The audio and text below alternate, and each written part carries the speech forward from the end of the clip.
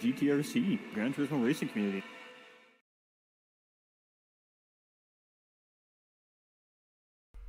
Hello everybody and welcome.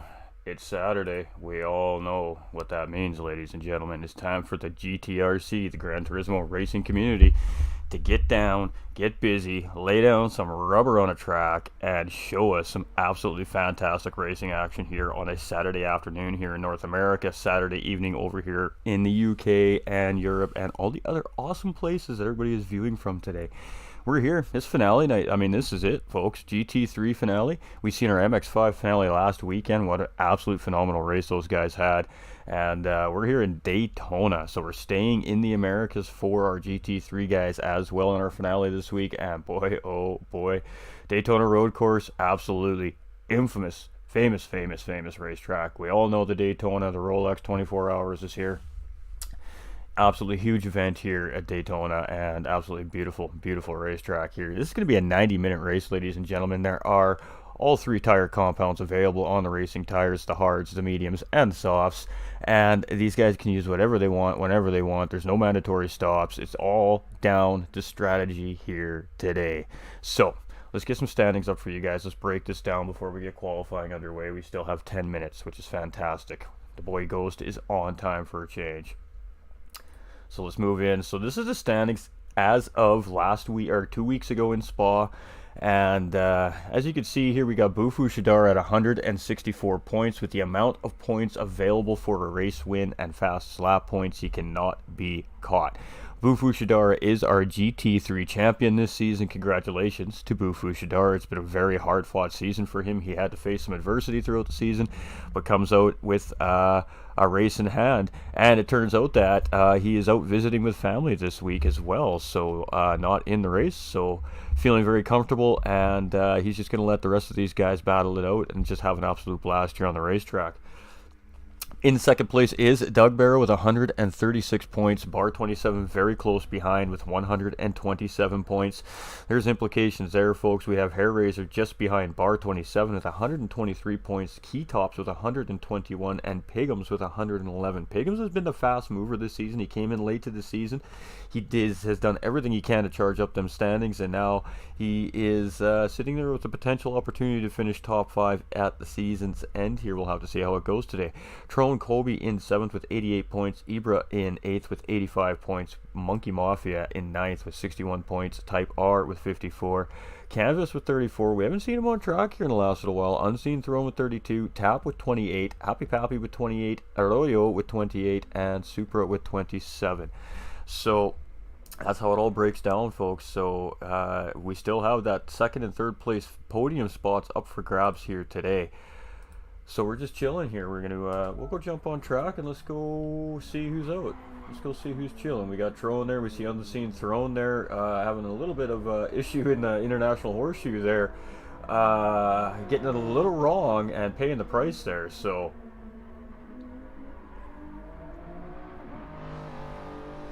but Trone Colby in that Supra, very good car for this racetrack here today. So Trone Colby could be one of these drivers to look out for. Let's continue to go through our field, see who else is on track. Again, Bar 27 currently sitting third overall in our standings here today. Hope everybody's doing fantastic as well.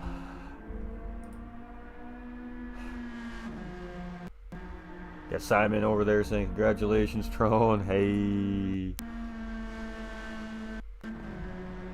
We're just checking to make sure everything's working good. It does appear to be everything is working good. Fantastic. All right. How is everybody doing today? I am your host for this evening. I'm sorry, I haven't introduced myself for those of you that are new. I am GT45 Gaming. I am the host for this evening. This is presented by the GTRC, again, the Gran Turismo Racing Community.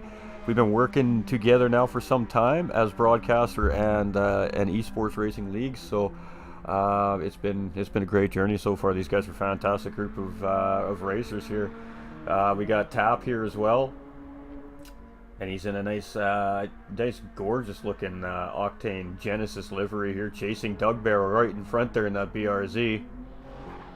Moving through our field here, we've got Petrolhead. He's in that Mercedes AMG GT3 car. So again, another car that's probably going to be very well suited here for Daytona today. We'll have to see how he does. We got Type R here in this Toyota FT1, and this guy knows how to drive this car, so might not be the best car for this racetrack, but let me tell you, he can definitely drive it around this racetrack. We've got Magic Man 5500 here as well, again in that Green Bay Packer Mazda. Pigham's getting it a little bit wrong there. Again, that international horseshoe really looking like it's going to cause problems for some of these guys. We got Doug Barrow, of course, in second place, trying to lock down that second place spot here for the championship this season. Not quite enough to get that win, but he is going to do everything in his power to make sure he stays in that second place here in the podium standings today. So we don't have all our drivers on track here currently that are in the field here today. We see Hair Razor just coming out here as well. Again, just chasing. He's nipping Barr's heels for that third and final podium spot.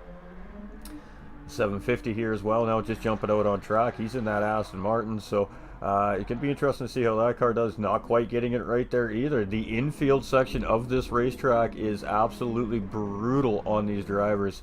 You have to watch your track limits going through the bus stop, which we just seen the driver going through there, and you just, if you miss your braking point, it can be very ugly for the drivers. So we are going to be starting qualifying very soon, ladies and gentlemen. These guys are just out kind of practicing, final testing, checking out that one spot. Maybe they're struggling with a little bit on the racetrack here. So 5-minute warning just came up there from the official running the lobby. So we are on Gran Turismo 7, ladies and gentlemen. So yes, that's right, we are on the new platform here, and it still has, some minor issues and some little things that happen throughout the game, but it's getting much better. Every update they do is progressing very well here, and we're very proud to be presenting here on GT7 here as well. So the game looks fantastic. The physics updates have been great. The tire model updates have been fantastic. They're definitely moving in a fantastic direction for league racing, for leagues like the GTRC here. So good for the racers, good for the community, good for the leagues, good for the broadcasters. Everybody's busy. Everybody's got something fun to watch. And we all get a big smile on our face at the end of it, so that's what matters. So it's going to be a long one today, folks, so settle in. Go out, get your breaks, get your snacks, get your drinks. 90-minute race. It's going to be exciting. It's going to be a little non-exciting, and then it's going to be exciting, and then it's going to be a little, these guys are just settled in and trying not to make mistakes, not to lose any time, trying to gain up on the next driver in front of them. So we'll have to see what it all pans out when the finish line and that checkered flag finally waves 90 minutes later. Great way to finish the season here at Daytona Road Course, in my opinion, ladies and gentlemen. It looks easy. I assure you it is not. When you factor in tire wear and dirty air and different cars with different attributes, it is going to be epic. Epic is going to be the word for this here today, ladies and gentlemen. Epic is the word. How are the audios? Is everything good, ladies and gentlemen? Please do let me know if something needs to be adjusted before we get to all the great action on track. So you can see the drivers are really starting to just kind of settle in here. They're getting ready now. They're going through their pre-race routines, whatever it may be for each driver. Some of them might be a potty break. Some of them just might be to stop, think, take a deep breath.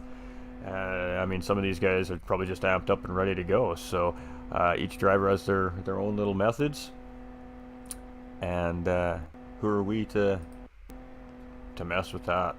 So you can see Pigham's here coming out again, coming in a little bit late into the season here, but definitely made a very, very large charge up the standings. So if he comes back for the next season here, he's going to be one of these drivers definitely to be watching out for here on track. The competition is getting much more intense here at the GTRC as our weeks have progressed here. So we do appreciate to all our new drivers, to all the drivers that are long-standing and continue to come back. We do appreciate you. We can't do this without you guys. The drivers are the ones that put on the show. So huge shout out to the drivers. These guys put in a ton of practice every week for these races. These races do require you to test different strategies and refine lines. The guys, they show their times and during practice during the week, and that's motivating and pushing all the other guys to be like, okay, how's he finding that extra time? So a lot of hard work goes in from the drivers alone, never mind the staff. Huge shout out to the staff of the GTRC community. They keep things moving behind the scenes, all down to the stewards and officials that make the tough calls out there. right up to the guys that put out the standings and all the awesome stuff we see here on the streams. So huge shout out to them guys as well.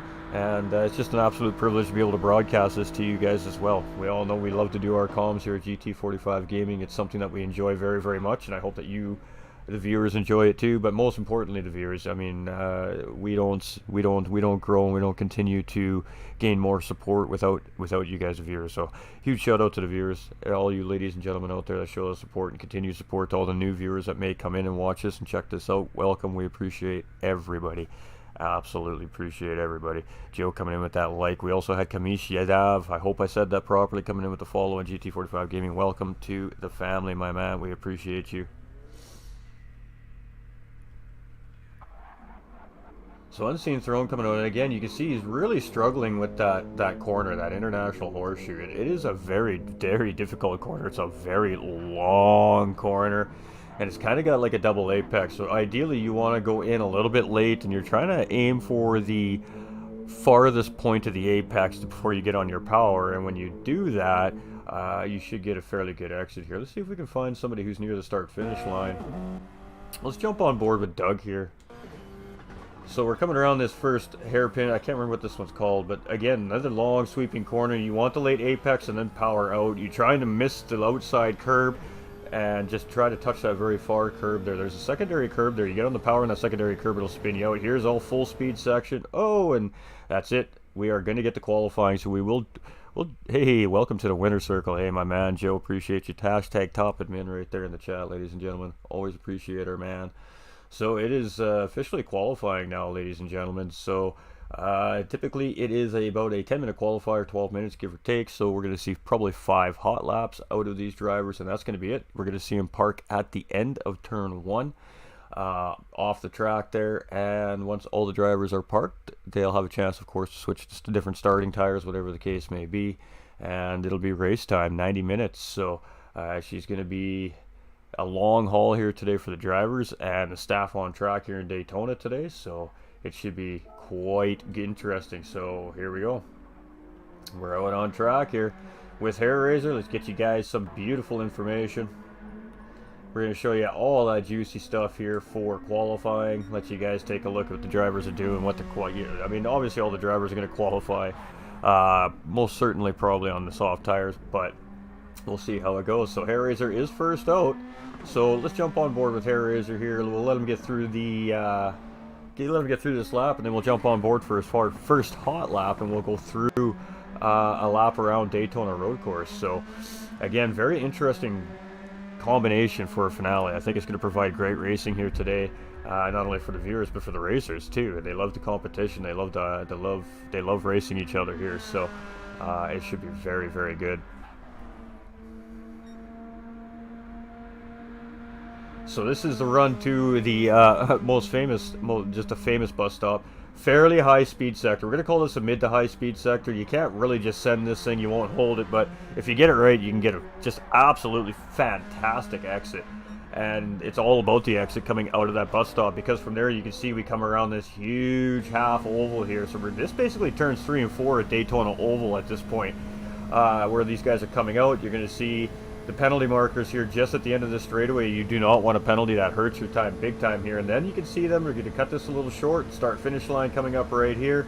So on board with Hair Razor, first official qualifying lap here. Coming into turn 1 hard on the brakes, down into second gear. Want to hug that wall there. Don't want to get too close.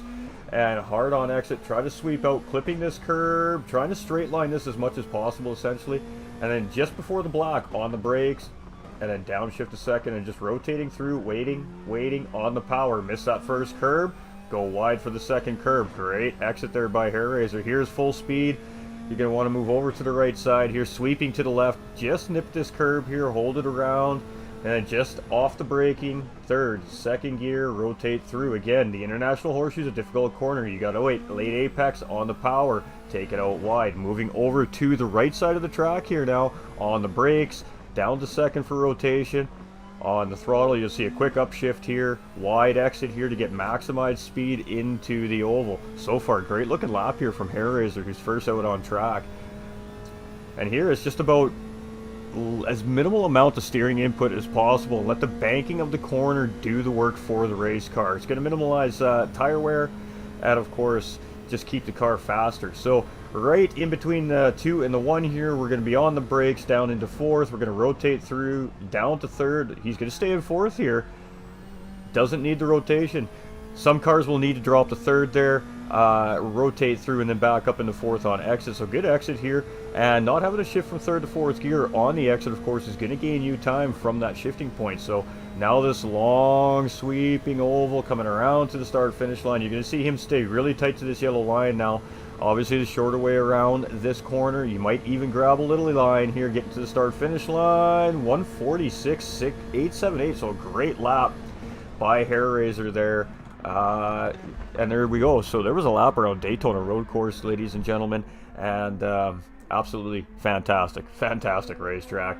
We got Piggums here sitting on pole, though, in behind Hair Raiser with a 146.343. So TPC Piggums so far setting the mark. Drone Kobe sitting in P2, only 1/10 of a second behind Piggums. So those Toyota Supras very early on showing their prowess. Unseen Throne in the Mercedes sitting in 3rd with a 46.4. Doug Barrow in that BRZ with a 146.8. Hair Raiser, who we were on board with a 146.8, and I know he can get around faster. That other AMG here at a 146.6. These guys are tight in their times. And then we see a little separation. Supra's a little bit off the pace here.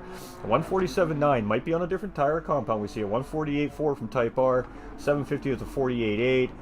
Magic Man with a 50. We got Tap here with a 56.9. Not a good lap from Tap there. It's all right. Lots of time for these drivers. And Pappy here is just coming out for his first lap. You can see him really trying to warm them tires up. So let's stick with Piggums here as he's coming around into the bus stop here now.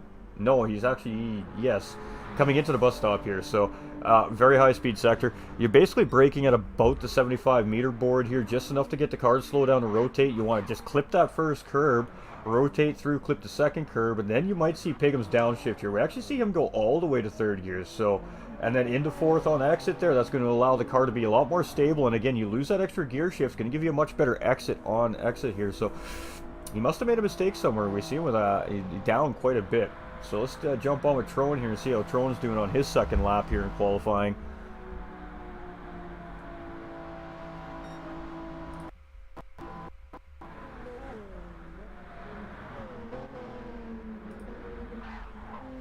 With a 146.2, so Trone Kobe jumping into pole position, and Trone Kobe is on a mission here today, folks. Oh boy, this is going to be exciting. Unseen Throne jumping up into P2 with that Mercedes, and look at these time splits. 5/100ths of a second, 7/100ths of a second, 1/10 from Piggums to Petrol, 6/100ths from Petrol to Doug, from Doug to Hair Raisers, 8/100ths. We're down to 6th place. We're only 4/10 of a second from 1st so far, ladies and gentlemen. This is absolutely going to be a banging race. This is going to be so tight. This is going to be insane. Woo, boy. We're in for a treat today, folks. We are in for a treat. I might lose my voice today. I have much more commentary to do this weekend, so whoo, here we go. This is going to be a great one. I'm already excited. I could tell. I could just tell by the difference. Those time splits are absolutely phenomenal. They're the closest we've seen the drivers all season. And Piggums 7/10 up on Trone's time here. Piggums like, all right, I've had enough. Watch this. Let's see what Piggums can do here. We got Petrol as well. We're going to stick with Piggums here as he comes around again. Still up 8/10. He's almost a full second purple here, ladies and gentlemen. We're going to see our first 45 here from TPC Piggums. Let's see how he handles the bus stop. Getting a little bit loose on there. Good stuff. He has to keep those tires on that one track side of the white line there. You're guaranteed to get a track limit penalty. Almost a full second up. 9/10 of a second. Piggums is up here. So looking to take pole with authority on this flying lap. Again, these drivers are only going to have a couple more laps here, so that they need to do their work. They need to do it soon. You can see the cars are getting lighter. And there we go, 45.2 from TPC Piggums. He's going to jump back up in the pole position there, but we've seen Unseen Throne and bettering his time with a 45.8 as well. Trone Kobe here now down sitting with a 46.1, so he's also still improving on his times. We got Petrohead with a 46.2. Every driver has been improving on every lap. Doug with a 46.3, and we're going to stick with Doug. He's purple coming through the infield sector here by a 10th. Now, BRZ is not very well suited for this racetrack, so it's going to be interesting to see if he can maintain that purple on these really long runs with this car. He should probably still be purple through this time split. The BRZ is phenomenal through these tight, twisty bits of the Daytona Road Course. Man, he's only flat now. So let's see where he's at the next timing section here when we come into the bus stop. He very well could be 2 or 3 tenths down. This car just does not have that top end like those Toyota Supras and those Mercedes up ahead of him here. And the Supras and Mercedes proving dominant currently right now, sitting in the top 4 positions. So going to be the car to beat here. We see Trone coming in on Doug here now as well. Going for a really short exit there. And he is still up, so it's not that he doesn't have pace in that car. It's just, again, the top end isn't there to keep up with that Toyota Supra. And every driver in the field, with the exception of Barr so far, has basically improved every single time around this racetrack. So, Pagum's here with a penalty. That's going to hurt his lap. Unseen Throne. Let's stick with Unseen Throne here, who's coming in seating provisional second place here currently. So, yeah, it's going to be very interesting. We're just checking the audios here again. It's still a new overlay. We've only used this overlay about 3 times so far, so it is quite possible we could see some audio issues or something throughout the stream, so please don't hesitate to make a comment in one of the chats if there is an issue, and we'll correct it for you guys right away. So you can see here qualifying is basically done. Tap still on a flyer, so we'll stick with Tap here. 46.7, not improving on his time. Barr still coming around here. He is up coming through that timing split. So, ooh, 8 tenths. He's up by quite a bit here. So, ooh, but the half-second penalty through the bus stop, that is going to hurt. Could potentially maybe still improve on that time, but it's going to be hard to say.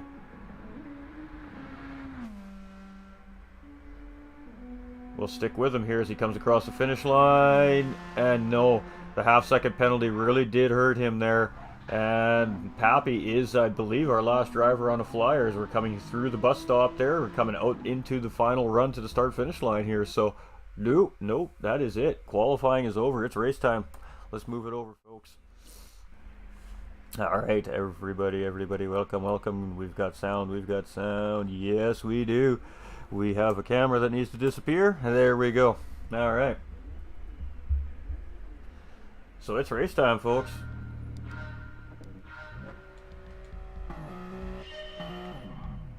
And, ooh, great start by the Merc there from Unseen Throne. Let's jump on board with Throne as he gets a great race start there.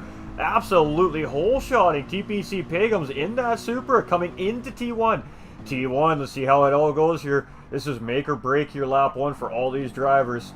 Ooh, Magic Man getting a little bit wide there. I'm not sure if he just got it wrong or if he was just tapped a little bit. Looks like everybody survives. Let's jump back on board now. Unseen Throne getting a good run there. Pagum's now falling behind Petrohead, so the Mercedes very early on showing good pace. Oh, and Tron Kobe is spun. Not sure if he was helped or if he just spun out there in the mid-pack there. We'll have to see how he gets back on track. Looks like he's already back on track and rolling here. Not sure what happened, but Tron Kobe spinning in the backfield there, dropping several positions. Doug sitting in 3rd place here, now tucked in behind Petrohead, so very early on, Doug Barrow with that BRZ in the podium positions, and he's got a tough race in front of him today in this car. Let's watch how much this Supra is going to pick up on this BRZ here, up this straight now with Pagums. We are going to remove all that information off the drivers here in a second. My bad for not doing that. You can see Pagums now in the slip. You can see that Supra starting to pull. Supra's starting to pull in. Pagums getting into clean air, getting ready for the bus stop here. On board with Doug Barrow as we come through the bus stop. Watching the front 2 guys. Just absolute precision from those Mercedes. Ooh, Doug getting a little wrong. He may get a penalty there. That is going to be devastating for Doug very early on here on lap 1. And he does. He picks up a half-second track limit penalty here. That is going to allow TPC's Pagums to get back into the podium positions here. And we're going to go through our field here real quick. We're going to jump out. We're going to jump back in so we can get our TV crews working full bore here.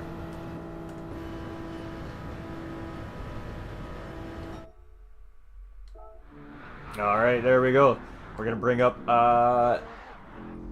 semi amount of information for everybody so you guys can see their times, and of course positions on the left side of the screen there, ladies and gentlemen, is the live running order here at the beginning of this race at Daytona. So Unseen Throne getting an absolutely great race start, sitting in first place. Mercedes competitor Petrolhead right there, right in behind in second. So again, very early on, Mercedes proving to be very dominant here at Daytona. Let's see if there's going to be a move here. It looks like Petrolhead kind of looking for a way around. So coming around the International Horseshoe here. So let's see what happens coming out of the corner. It looks like Unseen Throne getting a little bit of a better exit there than Petrolhead. You can see Pigham's now up there in third place after Doug's having to serve that half-second track limit penalty, managing to stay in fourth place there. So good news for Doug.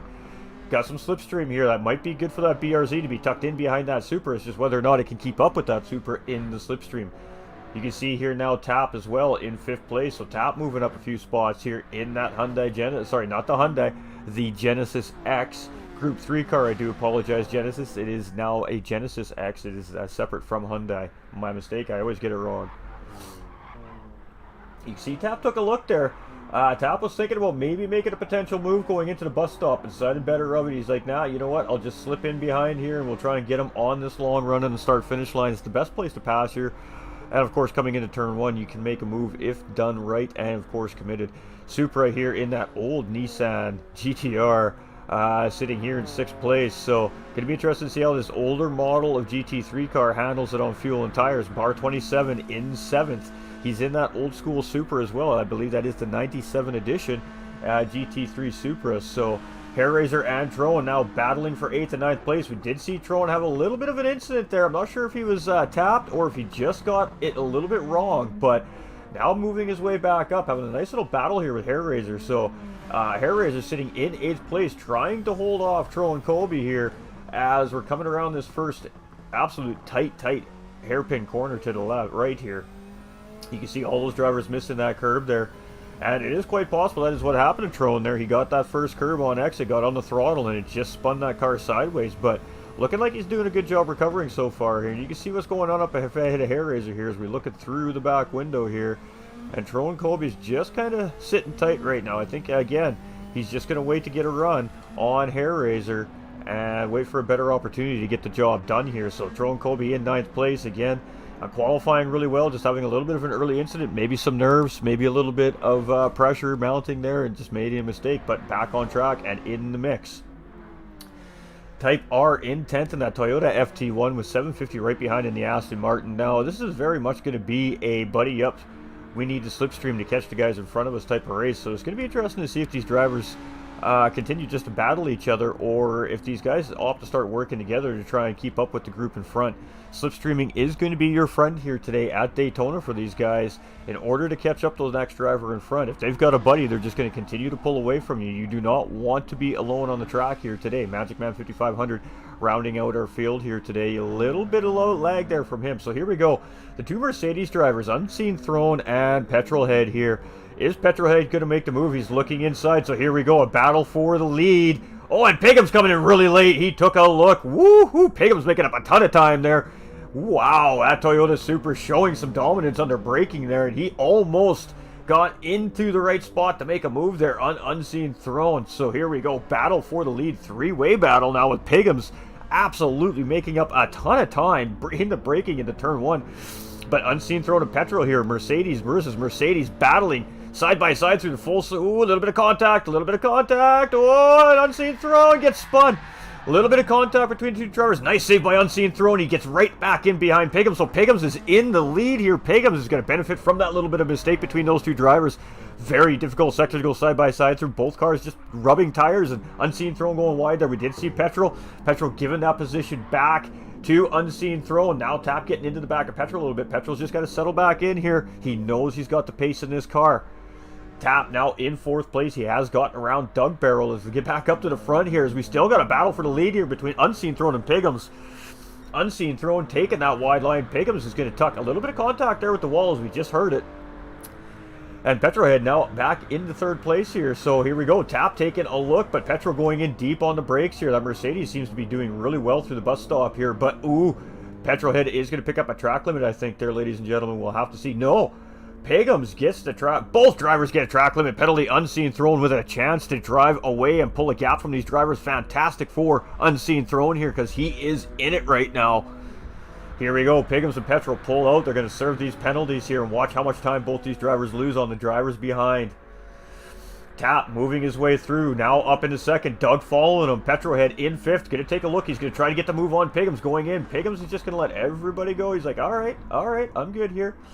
And here we go. 5 of them. 2 wide through turn 1. Doug and Tap just making it through there side by side. Great job by those 2 drivers. Battle for second place. Oh my goodness, these drivers are feeling it today, folks. Woo! A little bit of contact there between Petrol and Tap. Tap making the move. Ooh, Doug getting a little loose there. Whoo! These guys got me sweating, chat. Oh my goodness. All right, unseen throwing up the road. Here we go. Dougborough now in second. Petrol in third. Tap in fourth. Piggums right there in 5th place just behind it. And you can see Bar 27 and Super trying to catch this group as they're all battling. Oh, and what happened there was there a little bit of contact. Doug off the international horseshoe there into the wall. We'll have to see what happened there. Petro now in second, Tap in third, side by side, cut back from Tap. No, Petrolhead read that, cut that move off. Great read by Petrolhead to hold second place from Tap here. Here we go. Piggums in 4th place, just tucked in behind here, going to use that slipstream to pull himself back in. Supra and Bar 27 been doing a great job working together here so far. Yes, sir, let's go. Nolander coming in with that big thumbs up. What is up, my dude? And look at these guys go. They have been pushing their way up to this pack. This is going to very soon become a 6-way battle for podium position here. Trone Colby now, after his incident, up into 7th. So Trone is feeling it today. He's sending it, and he is doing everything he can to catch that group up in front of him here. If he can get onto the back end of this group, this very quickly becomes a 7-way battle for the lead. Hairraiser in 8th place. Hairraiser's in a tough spot. He's in no man's land. He's by himself. He needs a buddy. 750 in the Aston Martin here in 9th place, with Dougborough now in 10th in behind. See how Doug manages this here. I'm not sure what happened, Doug. We did not actually see if there was contact there. He may have just missed a braking point, but nonetheless going off the international horseshoe there and falling all the way back to 10th place. So not ideal for Dougborough here as he's trying to hold down 2nd place overall in the championship. We'll bring those standings back up to you guys here a little bit as well. So Unseen Throne still in the lead. And all these drivers absolutely battling hard for position here early on in this race. So a little bit of a gap here, 0.8 of a second, but that slipstream range for the rest of these drivers. Tap now in 2nd place in that Genesis X GT3 car and looking very solid here. Petrolhead in 3rd place and the other Mercedes AMG just in behind. So it looks like these drivers have settled back down here now. Piggums in 4th place, and he's just chilling. Let's jump on board with TPC's Piggums here as he's kind of in the middle of this very large group of drivers here that we're starting to see. You can see Supra and Bar 27 right there. Trone Colby just off in the distance around the corners here. And, of course, you can see 1st, 2nd, and 3rd place just up ahead of him here. So very tight racing so far early on here at Daytona Road Course by our GTRC drivers. And this is our finale, so we would not expect to see anything less out of these guys, but just absolutely hard, incredible racing. And you can see Piggums making up some time there through the bus stop. So we may see TPC Piggums start to pull back in on these guys through the corner. You can see these cars are so low to the ground with their aero packages that they are actually rubbing the asphalt in the banking of this corner, of these corners here in Daytona. And let me assure you, ladies and gentlemen, the banking at Daytona is no joke. So in behind, you can see Supra has really pulled in. And he thought about making a move there, but he just backed off there. And he's just going to tuck in behind Piggums. So now 5th place is in the mix here. Bar 27 has just lost that pace a little bit here off of Piggums. But you can see this is really starting to tighten back up. So let's get our TV crew doing what our TV crew does best to show us the action here. Because we got a battle for the lead. Unseen Throne and Tap having a battle here. These guys going to go side by side. Tap has a good run. He's inside that car there. He's on that rear quarter panel. Great job. A little bit of contact there again. Again, high speed sector. Tap really late on the brakes. Is he going to be able to hold this corner? He's going to get a little bit deep. He's going to hold it. 1st place for Tap. Petrohead following through, and now Piggums as well. So here we go. Our leader dropping all the way to P4. Tap with an absolute beautiful move on our leader there. He's going to move his way up into P1. We're going to see this happening a lot here throughout the day today with these guys slipstreaming each other. Petrohead now moving up into 2nd place. Unseen Throne, who was just in the lead, back up into 3rd. So gotten back around Piggums here. So Unseen Throne now down to P3, but again, not out of the battle here. He's only 8/10 of a second. He's in slipstream range as we're coming into the bus stop here. So Pigham's taking a very shallow entry there here, trying to make up a little bit of time on our third place driver here. Ooh, Unseen Throne is going to pick up a half-second track limit there. I think he was a little bit short on that apex, and I am correct. So not an ideal lap here for Unseen Throne. Again, he's just got to settle back into the race here and tuck into the slip and just regain. You can see all these drivers are able to regain here, so he's going to pull over. He's going to lose some positions here. Let's see how many he loses. You see Supra now moving up quickly. He's going to move up into P3. He's going to get 2 for 1 there with that penalty as he jumps around Pigham's as well. And here we go. Unseen Throne answering back. Going to try and get around bar 27. Ooh, a little bit wrong there, but he handles it back up. Tucks back in behind. So Unseen Throne from 1st to 6th in lap 7. Real unfortunate. Let's see how he handles the situation. Tro and Kobe now in the fight. 1.4 seconds away. They cannot count this guy out. He was blazing fast in qualifying. Whoa, Doug Barrow there in P8 with Hair Razor in behind in P9. So Doug now making up a couple of spots, but they have a gap to make up 7 seconds to that front pack. Hair Razor tucked in behind. These two race together quite a bit. They know each other very well. I would not be surprised to see these two work together here. 750 in that Aston Martin in 10th place. Not too far off those two up ahead. Type R in 11th. Magic Man 5500 here in 12th. And Happy Pappy in 13th. All these drivers having their strategies in play. We'll drop that banner at around the... we'll bring up some information for you guys at around the 25 to 30 minute mark. Let you guys take a look at what the drivers are looking at. Probably around the 25 minute mark, because any drivers that maybe, if there is any drivers on the soft tires, we'll definitely be looking to be pitting by that point. So Tap Purple coming through there, still holding the lead as we're coming to the end of lap 8 here. But Petrol is in that slip. Is Petrol going to look? He is. But Tap is going to defend the inside line. He's going to make him make the move on the outside here. But that Mercedes should have a little bit more on the top end than that Genesis X currently has here in the game. And you can see that. Petrol has just... No. Tap is going to answer back into turn 1. So here we go. Battle for the lead, folks. Which driver is going to hold it coming through turn 1 here? Petrol's on the outside line here. Tough line to hold. Oh, getting a little bit wide there. Looked like there was enough room left, so a little deep on the brakes. Got into the marbles. Tap getting the lead back. Petrolhead remaining in 2nd place. We've seen much of the same thing here in this back pack here. Pigham's up into 3rd. Bar 27 in 4th. And Supra in 5th. So Bar now moving up very quickly. This is good for Bar as Doug is a few positions behind here. And Bar is trying to chase Doug Bro for 2nd overall in the standings. So Bar 27 now in 4th place. Supra in 5th, so he's lost a couple positions there as well, dropping off the podium. Unseen Throne, who was our leader early on in the race here, back down into 6th. Just needs to gather it back up here. Tro and Kobe chasing, 1.6 seconds behind, pardon me, ladies and gentlemen. That front pack here, looking to get caught back up and get some slipstream and get in that battle. Doug and Hair Razor now only 6 seconds off that pack up front, so working together is starting to allow these guys to catch up. Type R, 750 in 10th place, Type R in 11th with Magic Man 5500 very close behind. So again, these two guys potentially start working together. They can start pulling up on the guys ahead.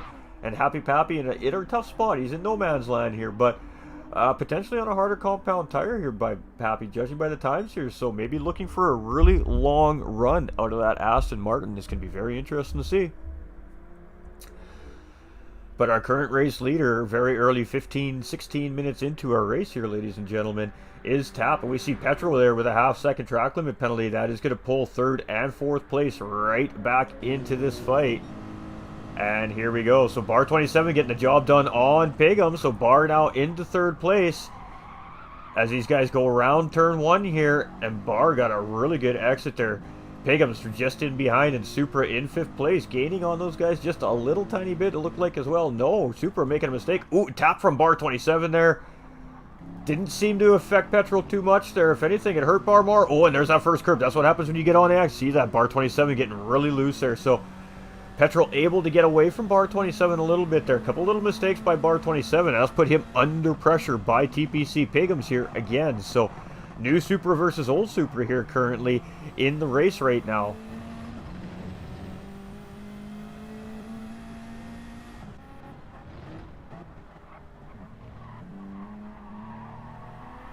Ooh, and Barr getting it a little bit wrong on exit there again. And that should allow Piggums to gain on bar 27 here as we're coming around this long run coming into the bus stop here. So, unfortunate there for bar 27. Super, you can see, he can still see him, but they are out there. So, hopefully him and Unseen Throne can hook up here, and these guys can start pushing a little bit of draft here, and they can punch that hole a little bit bigger and gain a little bit of time on their laps here. We have seen this been working for Doug and Hairraiser, and Tron Colby now in this fight here in P7. He has got on the back of these two drivers, so Tron Colby back in the fight here, trying to move his way back up the pack. Doug still in 8th place here, and 5.2 seconds behind, so they are slowly gaining on those cars up ahead here. Hairraiser has lost Doug a little bit here, so both these drivers in no man's land. These guys need to hook back up here and start pushing the envelope, but 750 gaining on Hairraiser, so potentially could start a three-way slipstream if these guys play this all right here. Type R is in 11th. He's kind of there all alone. You can see Magic Man, he is lagging a little bit there, but slowly starting to gain on that Toyota FT1 there. And Happy Pappy here in 13th, a little bit off the pace, but again, all these drivers potentially playing different strategies here today. So Tap still in the lead here, and Tap is due. Tap is most certainly due. We haven't seen Tap win a race in a while, and we know he can win them. So without a question of a doubt, we know that Tap is due for an absolutely beauty of a race here today. We got Jake Batty coming in with that heart, and Nolander Gaming coming in with the big old K as well on the stream. Much love, you guys. We appreciate all the support here, GT45 Gaming. Everybody viewing on the GTRC YouTube, welcome as well. Hope everybody's enjoying the broadcast so far. It is going to be a very long race here today, and so far it's been an exciting one. So what we're starting to see now, ladies and gentlemen, is the drivers starting to worry about things like their tires, things like their fuel. They're looking at how long they're into the race. They're looking at their live timing on these inside these race cars on their dashboards. They know how long into the race they are. Their crews are relaying vital information from the race car to them. So now they're trying to make decisions at this point at when they should come in for a pit stop. Are they going to try and do a one stop? Are they doing a two stop? Are we doing a three stop? In my honest opinion, without really knowing what these guys are thinking, I'm definitely thinking a one-stop is a long-shot strategy here for a 90-minute race at Daytona with the multipliers. I believe they are 3 and 3 for this series. 3 times fuel and 3 times tires, which means every time these guys go around the racetrack, they're using essentially 3 laps worth of fuel and tires per lap. So I don't know if one-stop strategy really is feasible. There is potential 1 to 2 drivers that may be on that strategy, however, based off of what I've seen visually so far. So it'd be interesting to see if it does work, if that is the case. I think the most viable strategy on most drivers' minds is most certainly probably a two-stop race here, so 30-minute splits. So we'll probably see a lot of these drivers start pitting around that 30-minute mark. If we see drivers pitting at the 30-minute mark, it's a definite that these guys are on a two-stop setup. However, with all the battling that these drivers have been doing lately, it is very possible that... Did we lose a driver? I'm not sure what happened there. Okay, we got Petrolhead in the lead here. Bar 27 now in second. We got Piggums in third. Supers in fourth. Trone's in fifth. Unseen in sixth. Doug in seventh. Hairraiser in eighth. Type R in ninth. Matchman in 10th. Tap in 11th. So he may have pit. So Tap may have pit. So Tap is in 11th. We see 750 coming out of pit lane. We got Happy Pappy coming in. We're not going to show the pit stops. I don't want to create any spectator glitching today, guys. I do apologize about that. We're just trying to get the best broadcast out to you. Last week's broadcast was tough due to some glitching issues via my end of things, and we're trying to avoid that this week. So we won't be reviewing the pit stops. But as I was explaining about strategies, as we're starting to see some strategies coming out of the drivers now, two stop is probably the most viable strategy on most of the drivers' minds. It's looking like, however, though, we're seeing multiple stop strategies, i.e. a three-stop strategy as well. In the back of my mind, I kind of felt like some of these guys were going to run a three-stop strategy here today, and we could be right there. So what we should expect to see is probably mainly a 2- and 3-stop style setups here from these drivers. And Petro hard on the brakes as we see those tires smoking around turn 1, and that is not going to be good for them tires. So we got Unseen Throne coming into pit lane. We now got Doug Barrow coming into pit lane. So two-stop strategy, maybe a stretch here too as well, ladies and gentlemen. With, again, the fuel and the tires that these cars are using, it could be a stretch. So it's going to be interesting to see. 3-stop strategy, we're definitely starting to see already, as we're starting to see some pit stops being made already by the drivers.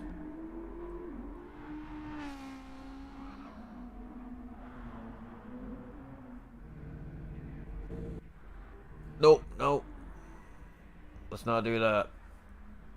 Alright, Petrohead in first place. Let's jump on board with our leader here for the remainder of this lap. He's coming into the bus stop, so great time to jump on board with this, our Mercedes driver, Petrohead here, as the bus stop is so much fun to go through. If you're a racer, if you're a sim racer, and you love Daytona, you know exactly what I mean. It's like a kid in a candy store, man. It's just like, woohoo, how fast can I go through here? And you can see really late on the brakes there. Great rotation in that Mercedes. Down into third gear, back into fourth. No, staying in third gear there. Maybe doing a little bit of tire saving here we're seeing from our leader, Petrohead, currently. Just the way he shifted through that corner, I would suspect most of the time you'll see them upshift to fourth gear to get that better exit speed out of the bus stop, but not the case here today.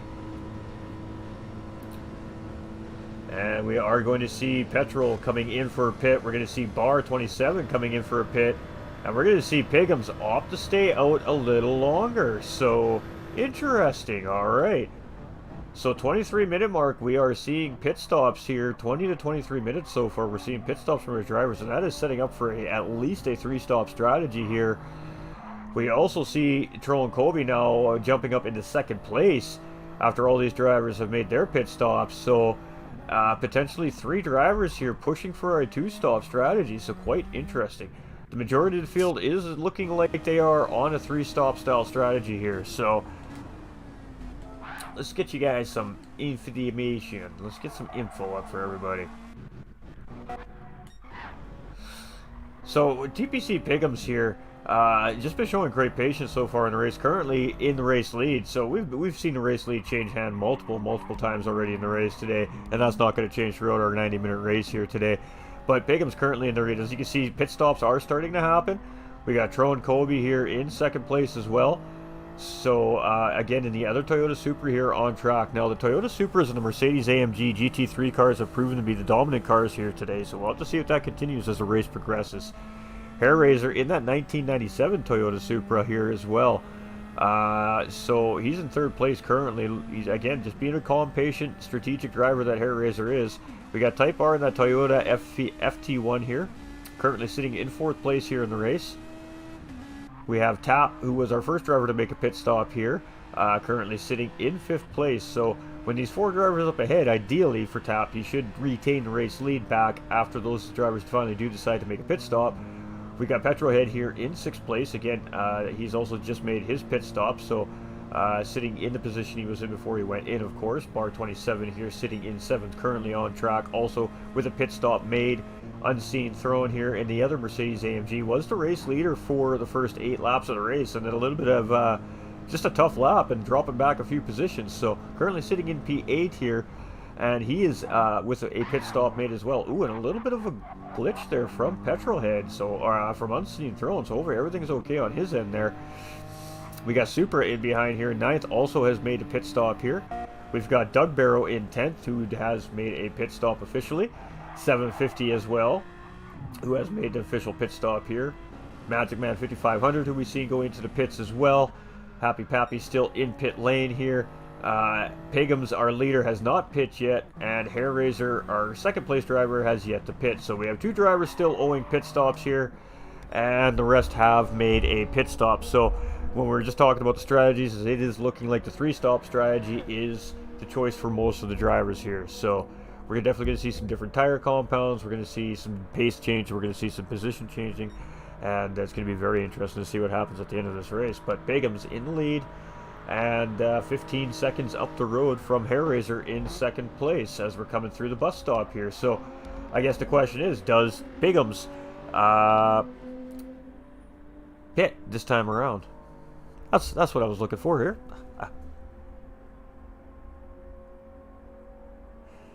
We're just checking our audios. We're just making sure everything's still remaining working. Again, this is a fairly new overlay. Sometimes they do cause issues. So again, if something isn't working correctly, please don't hesitate to let us know in one of the chats, and we'll make sure to make that correction for everybody as quickly as possible. We do appreciate all the constructive criticism and feedback here at the page, and hope everybody's enjoying the race so far tonight. So Pigham's staying out for another lap here. What about Hair Razor? Hair Razor opting to stay out as well.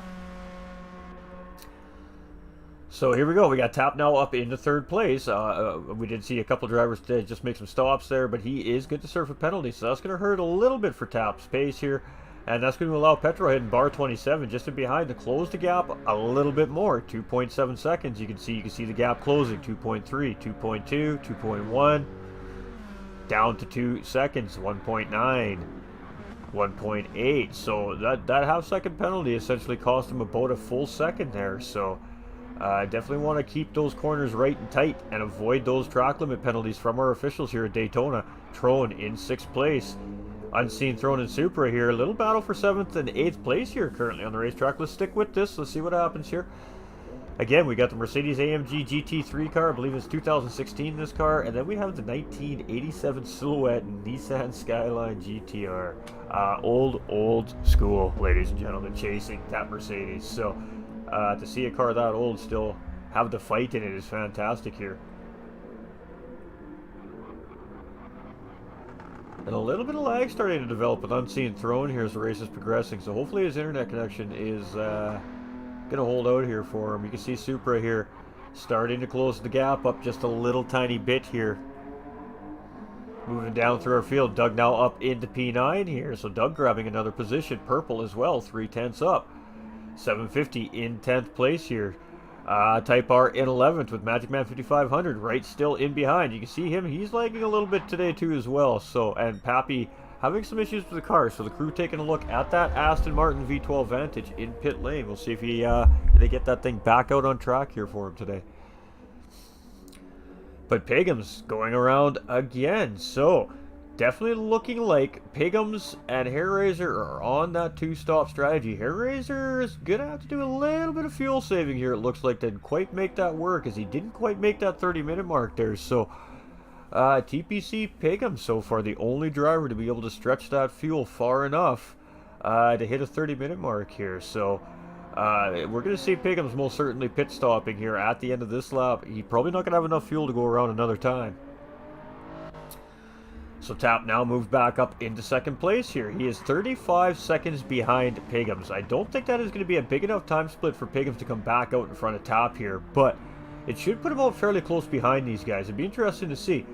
Petrohead here in 3rd place. He's been having a fantastic race here. That Mercedes, he's definitely been challenging these drivers with that Mercedes here today. Bar 27 in 4th place, and he's just being very patient here in the 2nd stint so far. He's just tucked in behind Petrohead and just using that draft. Trone now up to 5th place, so moving his way back up the field is Trone Kobe. Having an incident for first lap, 2nd corner, not sure what happened, not sure if there was contact or if he just made a mistake on exit and spun that car sideways, went from about 5th place all the way to the back of the pack and now moving his way back up into 5th place. So again, Toyota Supra proving to be very dominant here at Daytona as well. Supra in 6th place here in that old school GTR, doing very well with it here. And you can see Unseen Throne starting to lose a little bit of pace on that Nissan in front. So dropping a position to Supra there into 7th place, but right there in behind, using up some slipstream there. Doug catching these guys here now. This is good for Doug Barrow. He needs some slipstream help with that BRZ, and he is right on these guys. So some potential to grab some positions and get a little further up the track a little quicker here for Doug Barrow. Hair Razor in 9th after his pit stop here, so about where he was before the round of pit stop started. 750 with a half-second track limit penalty. That's going to hurt him a little bit. And again, these two drivers not really battling. They're just kind of chilling in behind each other. So Tap does come back out with the lead here as we're coming around turn 1. Petrohead does get 2nd. Bar up into P3. Oh, and a little bit of contact between the two drivers here. Really unfortunate. You can see Bar 27 waiting for Petrol to get back on track here. Give him that position back. Sorry, mate. I totally didn't mean to do that. That was my bad. Petrol remaining in 2nd place there. So just good sportsmanship there by Bar 27. Obviously not intentional. He got into the back of him a little bit there. But Trone Colby gaining a spot here, moving into podium position. 3rd place for Trone Colby now due to the incident in front. So Trone Colby sitting back on the podium here. Bar 27 in fourth. You can see just behind is TPC Piggums. So good call by our broadcaster, GT45 Gaming there, figuring that Piggums would come out just behind those guys in that pit stop. So let's get all that juiciness back off the screen here. And let's get to racing, shall we? Supra in 6th place. 3.3 seconds behind that Toyota Supra up ahead. So it'll be interesting to see if he can close that gap up. Unseen Throne here is settled into his mid-race pace here. I don't think he's really in too much of a hurry to force the issue on Supra up ahead. He just doesn't want to lose him. Doug's starting to close in. He's almost in the slipstream of that Mercedes up in front here. So Doug here trying to make up as much ground as he can here. And there we go. Great exit by Doug. So let's jump on board with Doug here. As he's trying to get the job done. You can see Unseen Throne go real high there, getting a little bit on that wall. But you can see that Mercedes power is keeping Unseen Throne right there. He can't lose him. So you can see the Mercedes pulling back up. So here we go, coming into the corner. Ooh, a little bit of wall there from Unseen Throne again. And really late on the brakes is Doug at that BRZ. Is Unseen Throne going to look for a cutback here? No, he's just going to sit in behind, look for a good exit. And great defense there by Doug Burrow in the BRZ. So great racing here by these two drivers.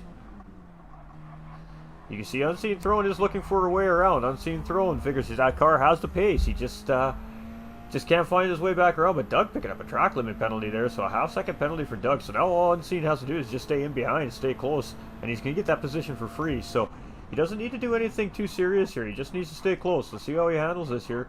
As now we're on board with our 8th place driver, Unseen Throne, in that Mercedes AMG GT3 car. And you can see that BRZ really is just spectacular in these in the turning sectors of Daytona Road Course here. But you can see the Mercedes is going to make a ton of time back up on Doug here on the bank corner coming in towards the bus stop. So Doug needs an absolutely spectacular bus stop sector here, and make sure he keeps it clean. Doesn't want to pick another penalty up here. That half second is going to hurt that BRZ. So Doug is beautiful line through the bus stop there by Doug Barrow. You can see Unseen Throne there. Almost got it on the throttle just a hair too soon there and almost pushed that track edge there. So great job by Unseen Throne to recognize he was a little bit offline there. But we're going to see this Mercedes potentially even almost move on this BRZ before the penalty serving zone. So Doug's going to take the high line here.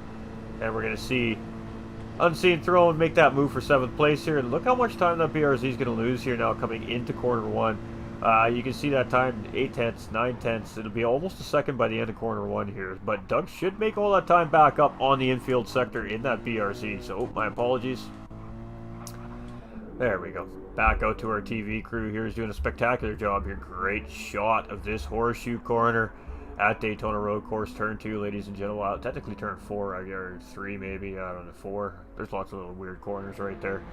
But great shot by our camera crew there from the Helicams. So Unseen Throne back up at the P7 there now. Doug chasing again. Hair Raiser in 9th. 750. He's got a buddy here right in behind. So 750 can tuck in behind Hair Raiser here. These guys can try to start to close that 16-second gap up into that front pack of drivers. Type R Magic Man 5500, they're still hanging out very close behind here. We see Pappy still in pit lane, so Tap still in the lead, 5.9 seconds. Good juicy lead here. How's it going, Paul Trucks, my man? How are you doing? Good evening to you, sir. Coming in with that like and that share as well. Much love. Appreciate everybody for stopping through. Double share from Mr. Paul Trucks. Absolute legend himself on the racetrack, ladies and gentlemen. This guy is fast, Mr. Paul Trucks. Tap in first place. Bar 27 battling Tron Colby. There we go. That's what we've been waiting for. We've been waiting for these guys to start to close back up, and here we go. So Tron Colby now battling for 2nd place in the race. So Tron Colby going from P3 start down into the mid-pack to having an incident, dropping all the way to the back of the field, and 36 minutes into this race, Tron Colby has found his way back into 2nd place. Mr. Tap, look out. Tron Colby's a-coming. Bar 27 here in 3rd place, still putting the pressure on Tron here, so let's see what happens. We got Petrol in 4th and Piggums in 5th. 4-way battle for that podium here. And you can see just up ahead is Tap, so Tap is not that far away. If these guys just opt to tuck in behind each other and work together for a couple of laps here, they could very quickly turn this into a 5-way battle for first place. So it's all on these drivers to decide what they're going to do here. So Petrohead now down. He is right on that bumper of bar 27. You can see Piggums is just sitting in behind there. He's not taking a look. He's just tucking in. Let's see what happens here. If the drivers are smart, they would just tuck in behind each other and start to close that gap on tap in front. 4 cars are going to be much faster than 1 car by itself on the racetrack, as long as the guys can play nice. Supra here in 6th, looking for that battle to keep enveloping so he can start to make that time up on that pack, as he's 5 seconds behind that 4-way battle for podium position up in front. On board with our helicopter cam here, we got Troll and Kobe coming up into the bus stop. This is a great camera shot here by our crew. An absolutely great look at the bus stop there. Bar 27 cutting that third apex a little bit. Yes, he does pick up that track limit penalty there. And that will drop him down to the back of this battle for 3rd place. So unfortunate there for Bar 27. And you can see he's going to serve that penalty here right away. So Petro's going to get a freebie. And Piggums might grab that position here as well. So there we go. Petrohead does get around bar 27. So now where's Piggums going to fall in here? I think Piggums is probably just going to settle in behind coming into turn 1 here and just follow him through the infield and wait for the next lap to try and make the move. Ooh, bar 27. Absolutely had that Toyota Supra all up in his business under braking there. So a little bit of pressure on Piggums on bar 27 here now as we're coming around this first very, very hard right-hand hairpin corner. Drone getting a little bit awkward out of that corner, but gets a good exit still. Great shot. Hey, shout out to our helicopter guys out there today, man, here at Daytona. They are giving us some great camera angles today. Supra here in 6th. You can see Unseen Throne just in behind, and Doug has started to close that gap back up. So you can see that BRZ's prowess through this infield sector here. Hairraiser and 750 in 9th and 10th place here. They're starting to close up. So are they? No, they still have not gotten close enough to really start pushing that gap on that front pack yet. But definitely a slipstream, hopefully partnership starting to envelop there potentially. Type R here in 11th. The match band falling off the pace a little bit of Type R there. So those guys kind of stuck out in no man's land and not the best place to be. So we did see a 5.9 second lead from tap to that pack. And since these guys have stopped battling, that lead is dropping. 3.3 seconds. So here we go. The driver's starting to settle down. Hey, with the exclamation point notify up in the chat there by Mr. Paul Trucks. We absolutely appreciate you, my guy. Absolutely appreciate you turning on those live notifications. Absolute huge love. Much love, my man. Much love. So our leader again, Tap. He's in trouble here now. This group has realized, hey, we see what's happening here with that live timing now.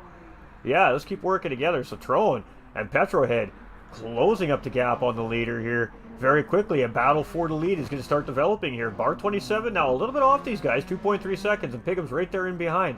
Piggums has just been playing super patient and super smart here so far in this second stint of the race. So we haven't seen exactly what is up Piggums' sleeves yet here in this race. Supra here in 6th place, and again, different strategies from a lot of our drivers here today. Unseen Throne in 7th. Now, having a great qualifier, having a great race start. He started P2, got a whole shot right off the line, and was in 1st place for the first 8 laps of the race. Picked up a penalty, had a little bit of an incident on track, and dropped himself down all the way into the mid-pack here. So now he's been trying to fight his way back up. So, be interesting to see what happens here from Unseen Throne. Doug Barrow now all up in his business here, though, so Doug going to be looking for a slipstream here, and we know how Doug Barrow is. Doug Barrow is going to want to be in front of this driver, so we're probably going to see Doug Barrow try and make a move on Unseen Throne, and have Unseen Throne ideally sitting behind him and push him, is what Doug would most... In Doug's mind, that's ideal to him. I know Doug quite well, but we'll see how he plays it out here. Hairraiser in 9th with 750 in 10th, so that is our top 10 drivers here so far. And you can see that Mercedes is so strong on that poor BRZ, or Z, depending where you're watching from, behind that Mercedes. But he's going to make up a lot of time here as we get through the bus stop, because the BRZ could just hold that line so much crisper and quicker. And right back on the gas. So taking a little bit of a shallower exit there, just trying to maximize his exit speed in that BRZ. Compared to the Mercedes that just has that torque and horsepower in behind it. So, but you can see that Mercedes pulling the gap on Doug here. So Doug has to really work hard on the infield sector to get up on that Mercedes to get it just right to get the move done, or hope that Unseen makes a mistake. But battling hard with that Mercedes up in 7th place, so great job by these two drivers. Supra here in P6, and he's been having a great race in that old school Nissan GTR, so huge credits to him to taking one of the oldest GT3 cars available to race and race this thing around here, and he's having a great result so far with it, so still proving to be quite worthy. Pigham's here in 5th place at 2018 Toyota Supra, I believe it is.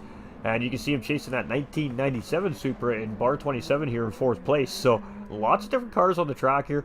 The rule is on that is you can only have 2 of the same car on the racetrack in this series. So that's why we're only seeing 2 Toyota Supras, 2 Mercedes AMGs, 2 older Supras, 2 of any. That's why we're not seeing more than 2 of the same car on the racetrack. Bar 27 here in 4th place. Just looking fantastic. Petrohead has now grabbed 2nd place for Tyrone Colby there as well. Again, these guys just kind of playing the slipstream game. That's what happens when you're bump drafting. It gets to a point where one driver, as you can see, Tyrone there, he's going to slingshot back around Petrohead. They'll come through the bus stop. Petrohead will tuck right back in behind Tyrone Colby, and these guys will just rinse and repeat, and then Petrohead will take 2nd place from Tyrone, and they'll just continue to push each other. This way they're not losing any time, and they're just using all that extra overspeed from bump drafting to continue to gain time on the leader. That gap was 3.3, is now 1.6. So in 2 laps, these guys have shaved that time in half. In another 2 laps, these guys are going to be on top of Tap. So bar 27 and Pigham's doing much of the same thing here. They're just kind of chilling together. They're just kind of working together. They're not quite as close together front to nose to tail as the 2 drivers in front, but they're still 2 seconds away, so they haven't gained any time. They haven't lost any time. And Super just doing everything he can. He is losing time because he does not have that slipstream partner right now currently on the racetrack. But Unseen thrown in 7th place in that Mercedes is starting to catch up with Doug Burrow chasing. So potentially something could start happening here for these 3 drivers if they can all link up. Hairraiser in 9th place, and he's in no man's land. He's in a tough spot. Hopefully the next pit stop could really work out well for him and get him tucked in behind another driver, and he can make some time up here. Type R in 11th. Magic Man 5500 in 11th now. 750 and 12th. Maybe making a pit stop or having an incident on track. And that other Aston Martin looking like it's having some pretty good malfunctions. So potentially may not see the V12 of Happy Pappy back on track here today. We'll have to see. So now you see Tyrone Colby still in 2nd place there. You see Petrohead just pushing.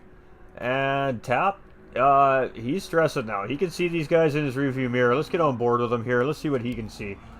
You know, comfortable 6-second lead, just chilling, running my laps, and feeling good. And then you look behind, and this is what you see. Oh, what happened to my lead? Okay, I gotta get going. I have got these guys absolutely tracking me down. So Tap is in a very tough position here currently right now. He's by himself. He doesn't have a buddy. And he's got these guys all up in his business, and pit time. So here we go, Tyrone Colby and Tap going into pit lane. Petrol opting to stay out. So here we go, 45-minute mark, ladies and gentlemen, and we got these drivers stopping. So interesting strategies happening here.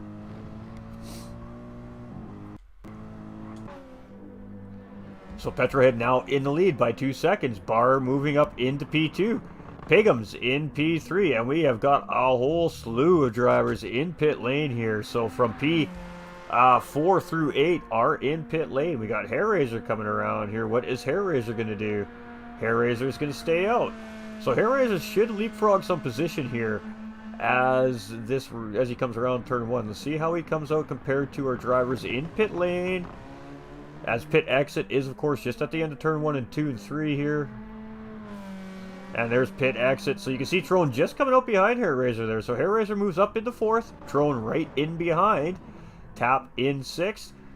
And a whole bunch more in pit lane. So Type R in 10th. Magic Man 5500 in 11th. 750 in 12th. One driver's having some kind of issues with his car. Sitting in pit lane. Still working out that issue. We got chat popping off over here. GT45 Gaming Facebook. They are flexing them muscles. Followage for 219 days from Paul Trucks. Much love, brother. Much love. Appreciate all that patronage. Nolander Gaming for 354 days, 2 days away from the 1-year anniversary from Nolander Gaming. Much love, appreciate your support too, my guy. Legends, absolute legends. Nolander Gaming over on Facebook, ladies and gentlemen. He has done some commentary for us here with the GTRC community as well, and we do look forward to hopefully seeing him coming back in to do more commentary with GT45 and the GTRC community as well. So stay tuned for more coming for the new season. We may see Mr. Nolander Gaming and GT45 Gaming bringing you guys multiple lobby action live at GTRC in the new year. So fantastic stuff. Absolutely appreciate all the love here. And of course, everybody on the GTRC YouTube, if you're enjoying the content, you like the racing, you like the commentary, you just like everything about what's been going on here so far, please don't hesitate to like and share this out. Tag your friends in the comments. Everybody on the Facebook stream, tag all your friends, bring everybody in here, show them what we're doing here, give them a little taste of what happens over here at the GTRC community. And let's get this thing popping. These guys are racing their butts off here. We're a little over halfway now, 48 minutes into 90 minutes. This is a long one, ladies and gentlemen. It is a finale night though, and the way this race is shaking up so far, we could see Bar 27 potentially pass Doug Barrow for second place overall in the series. So huge implications are starting to happen in this race. It's going to be very interesting to see the last 20-15 minutes of this race again amp up. We got Vic coming in with the thumbs up. Much love. Look at these legends coming in here tonight. I'm not sure why my alert box isn't working though. Maybe I just can't hear it.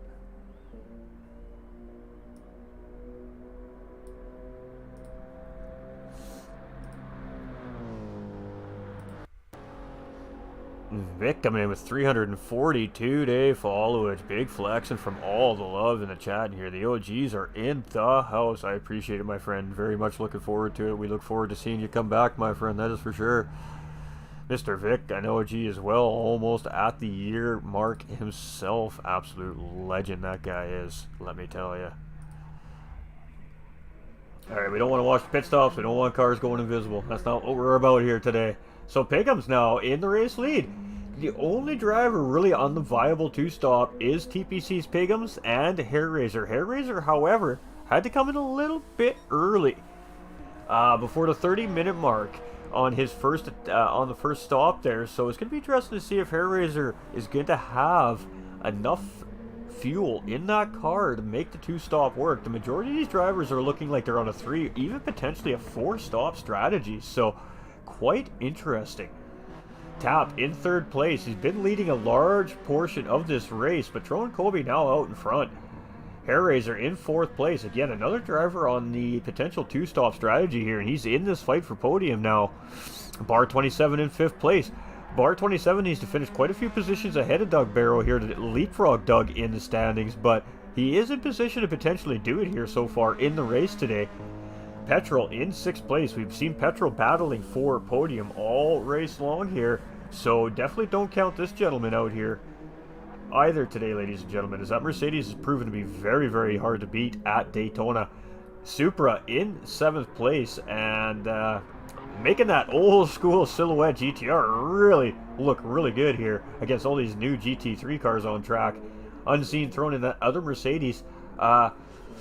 A little bit rattled potentially maybe by that one tough lap he had going from the race lead to sixth place. He just really hasn't seemed to be able to make that distance back up. So not sure if he's just settling in and he's got something up his sleeve, or if he's just a little bit rattled on track currently. We got Doug in ninth place. Doug, he knows he's in trouble just with the car he has to drive on the track here. Of course, opting to go with that Subaru BRZ, depending where you're watching from, all season long. And of course they've been nerfing it and pounding it into the ground, and it's been getting progressively harder and harder to drive and keep up pace on a high-speed circuit such as Daytona all season long. So he was definitely worried coming into the race today about that lead he had over Bar 27 for second overall in the championship standings. Now, Bufu Shidara, who's not on track today, ladies and gentlemen, has again secured the GT3 championship officially after last weekend, or 2 weekends ago's race at Spa, and Bufu Shidara opting to celebrate with his family today instead of being on track racing. So much love. Hope him and his family are very well. And congratulations to Bufu Shidara for a successful GT3 championship season this season. It was a tough one for him. He did face some adversity. He had a disconnect in one race. He had a couple of issues. He missed a race, so I mean, to lock that championship down before the end of the season goes to show how tough of a competitor Bufu Shidara really is. And it's going to be interesting to see what he brings in next season, of course, when the new season arrives here at the GTRC. So, huge shout out to Bufu Shidara, our GTRC GT3 championship winner this season here. So, and he was driving that Porsche 911 RSR all season long, proving to be a very, very worthy car. Looking at a windscreen, doing 4 mile per hour, LOL, hashtag farm life. Hey, facts, Vic, facts. Living the dream, my guy, living the dream, right? So Pigham's with a 35-second gap. Now, we've seen this gap last time before Pigham's opted to pit. I guess the big question is can Pigham's open the gap up further? Or is he going to lose time because the other drivers in behind have buddies to work with? So you can see Tyrone Colby here in second. He's got Tap. Tap's right there to work with him. They can continue to drip that time down off of Pigham's. So what's this going to do to TPC's Pigham's two-stop strategy here? Hair Razor in 4th place. Also another driver on the two-stop strategy here. So that's gotten him back up into the fight for podium potentially here. A Bar 27 here in 5th place, having a fantastic race here. And he needs it to leapfrog Doug for 2nd overall. Petrohead here in 6th place. He's been having a great race here too. Again, one of these drivers has been battling up front all race long, but pit strategy starting to factor in for a little bit for some of the drivers here. Supra in 7th, and he has Unseen thrown all up in his business. So let's jump on board with this battle here. Oh, might have been a little bit of contact there from the two drivers potentially. Just as I went to go check out the camera angle, we see Petrohead went really wide there. He might have just went late on the brakes and went deep, or there was just a slight amount of contact between the two drivers. We're not sure yet, but... And you can see you cannot get on the throttle on that curb. Both those cars, the Mercedes behind also getting a little bit sideways, getting under throttle on that first curb. So, good for Doug Barrow in behind. He's just like, yes, boys, yes, yes. Keep making those little mistakes. Excellent, excellent. So... mistake from Supra, mistake from Unseen Throne. Unseen Throne not able to capitalize going into turn 1. And Doug Burrow's like, thanks, boys. I'm back in the slipstream. Let's go. So here we go. Doug Burrow looking for a great exit there from that BRZ. And he is going to try and hang on to the back end of that Mercedes here now as he is going around the oval. And you can see him just trying to square up his nose to the back end of that car to try and grab as much of that draft as he can to get pulled back into these cars. But that poor BRZ just not on the top end, having a hard time keeping up with these bigger horse-powered cars here at Daytona. Coming around the corners here, great lines from Doug. Ooh, he's going to pick up a track limit there. Really unfortunate there from Doug Barrows. You can see him cut that third apex a little bit too much. No, they're going to let him get away with that. So Doug Barrow getting a freebie from our race stewards here, and good stuff for Doug Barrow. Okay, keeps him in the battle here. 750 in 10th place. Let's get back to that TV crew here. We got Type R in 11th. The Magic Man 5500 is still right on his rear end, but these drivers are getting a blue flag here. So TPC Pigham's is starting to catch up to the backside of the field here at Daytona today. So strategies are starting to show. And Magic Man 5500 maybe making a move there on Type R up ahead. So blue flag guys here at GTRC are real good considerate guys. They typically will just let the lead guy through. But again, they are still entitled to their battle if they are battling for position. So if that is the case, say in this example where it's not the case, you can see Magic Man just backed out there, let Pigham's go through. They are allowed to continue their battle, and it's actually the responsibility of the lead lap car to find a safe way around or just sit behind and wait for the battle to finish till they can get through. So they are entitled to their battle, and you can see a good example of just good sportsmanship there. Magic Man 5500 going, I got lots of time to battle with Type R here yet. Let's just let him go through here so I can catch back up. You can see Type R doing much of the same thing, and Magic Man 5500 taking advantage and going up the inside of Type R, and there you go. Advantages of playing nice, ladies and gentlemen. Magic Man 5500 making a decision, sending it through there, following the leader through, grabbing position on Type R. Very smart play by Magic Man 5500 right there, ladies and gentlemen. Hats off to you, my man. Very well done. So Pigham's back on the road here again. He's got some traffic in between him and those guys chasing now. But you can see 30-second gap now, so losing some time being behind those guys. Trone, Colby, and Tap doing a really good job at working together here. And they're just dripping into TPC Pigham's time here. So it's going to be interesting to see when the next round of pit stops goes for the drivers on a different strategy, where these guys end up in front of or in behind in relation. Bar 27, 9 seconds off that front pack. So Bar 27 in 4th place, losing the pace a little bit. Hair Raiser now in 5th place behind Bar 27. So you can see some damage on the back rear quarter panel of Hair Raiser's car there. So he's been racing hard here today. Petrohead here in 6th place as well in that Mercedes AMG. And let's take a nice look at that as he's coming around that hairpin there. Absolutely great shot there by our cameraman. Coming through the International Horseshoes. We're coming around the final hard corner up the run to the bus stop. And this is where the Mercedes is good. So just doing some fuel saving potentially. And Doug Burrow now taking advantage of all that beautiful slipstream and the mistakes from the drivers ahead, jumping into 7th place. So he has found his way around Supra and Unseen Throne here, and now leading the charge of this three-way pack. Unseen Throne just chilling, sitting there in 9th place. We know this guy has the pace. 750 in 10th place, Type R in 11th, and Magic Man 5500 making a mistake there in the background we've seen just before we rotated our cameras through last time around, falling back into 12th place there. So they're having a good little battle between them two, their Type R and Magic Man is. So let's jump on board with Pigham's here as we go around Daytona. And I'm going to just refresh my palette, ladies and gentlemen.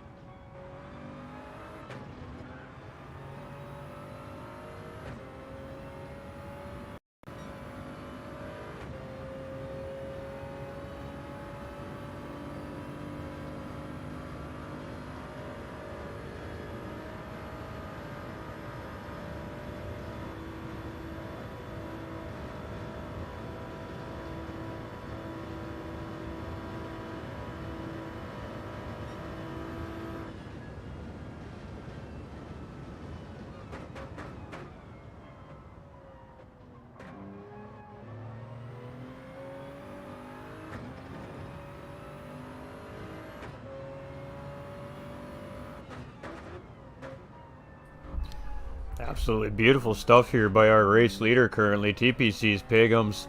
Very, very smooth in and out of corners. You can hear very, very little tire squeal coming from this driver, and that is the signs of a very well experienced race car driver. And this guy's quick, ladies and gentlemen.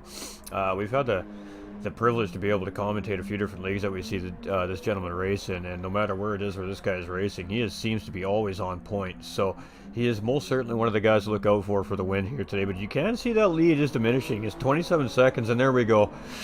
So we have finally seen the lag, the internet connection of Magic Man 5500 finally get the better of him there, and Magic Man 5500 disconnecting from the race lobby here. So full mechanical failure for Magic Man 5500, and really unfortunate for him, but still will receive points for starting the race here today. So always a positive and a negative, and you know what, it happens. He was having a good race there, and unfortunate to see. Bar 27 in 4th. You can see the drivers have settled in now. We're at that point in the race where things are kind of starting to settle down. You see Doug still in 6th. Unseen has gotten around Supra for 7th, so Supra now down into 8th place. We got 750 with a big 1.5 second penalty there. That's going to hurt as Hair Raiser is chasing intense. So Hair Raiser has made a pit stop as well. So maybe a little bit of a different strategy here for Hair Raiser. We're not sure, but We do have Piggums now coming into pit lane, so Piggums, he's on point for that 2-stop. So here we go, on board with Trone Kobe here as we come around, and Trone and Tap should retain the race lead here as they come around the start-finish line here. You can see Piggums was on that medium tire there in that second stint.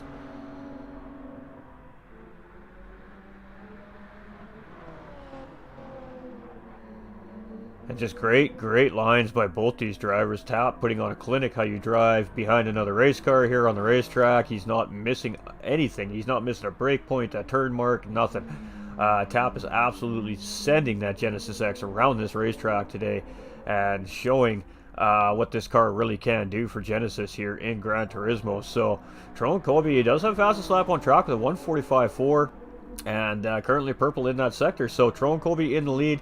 Tap does take second place. That does give Bar 27 third place.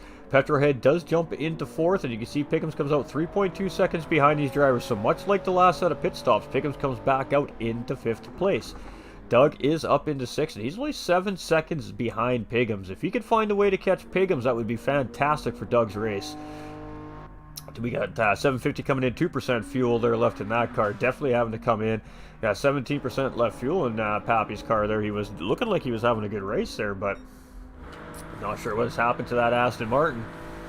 So Trone Kobe is our current race leader, and we did say that he was one of these guys to watch out for here today. So in that Toyota Supra, he's found just an incredible amount of pace throughout the season. We've watched him kind of fight for the mid-pack positions and just being happy with fighting for those mid-pack positions to being here today in the finale fighting for the win in the final race of the season.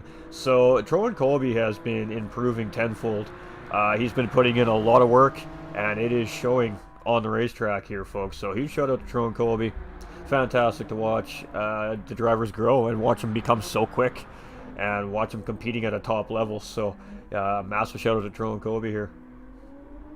But Tap is a pro, man. Tap has been around a while. This guy can drive. This guy can race.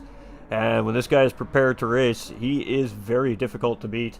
Tap all season long has just not been able to make all the races. A little bit of inconsistency due to lack of time to prepare properly. But you can see Tap has been properly preparing for this 90-minute finale here and putting on a clinic with this Genesis against these really strong Supras and Mercedes here in the field.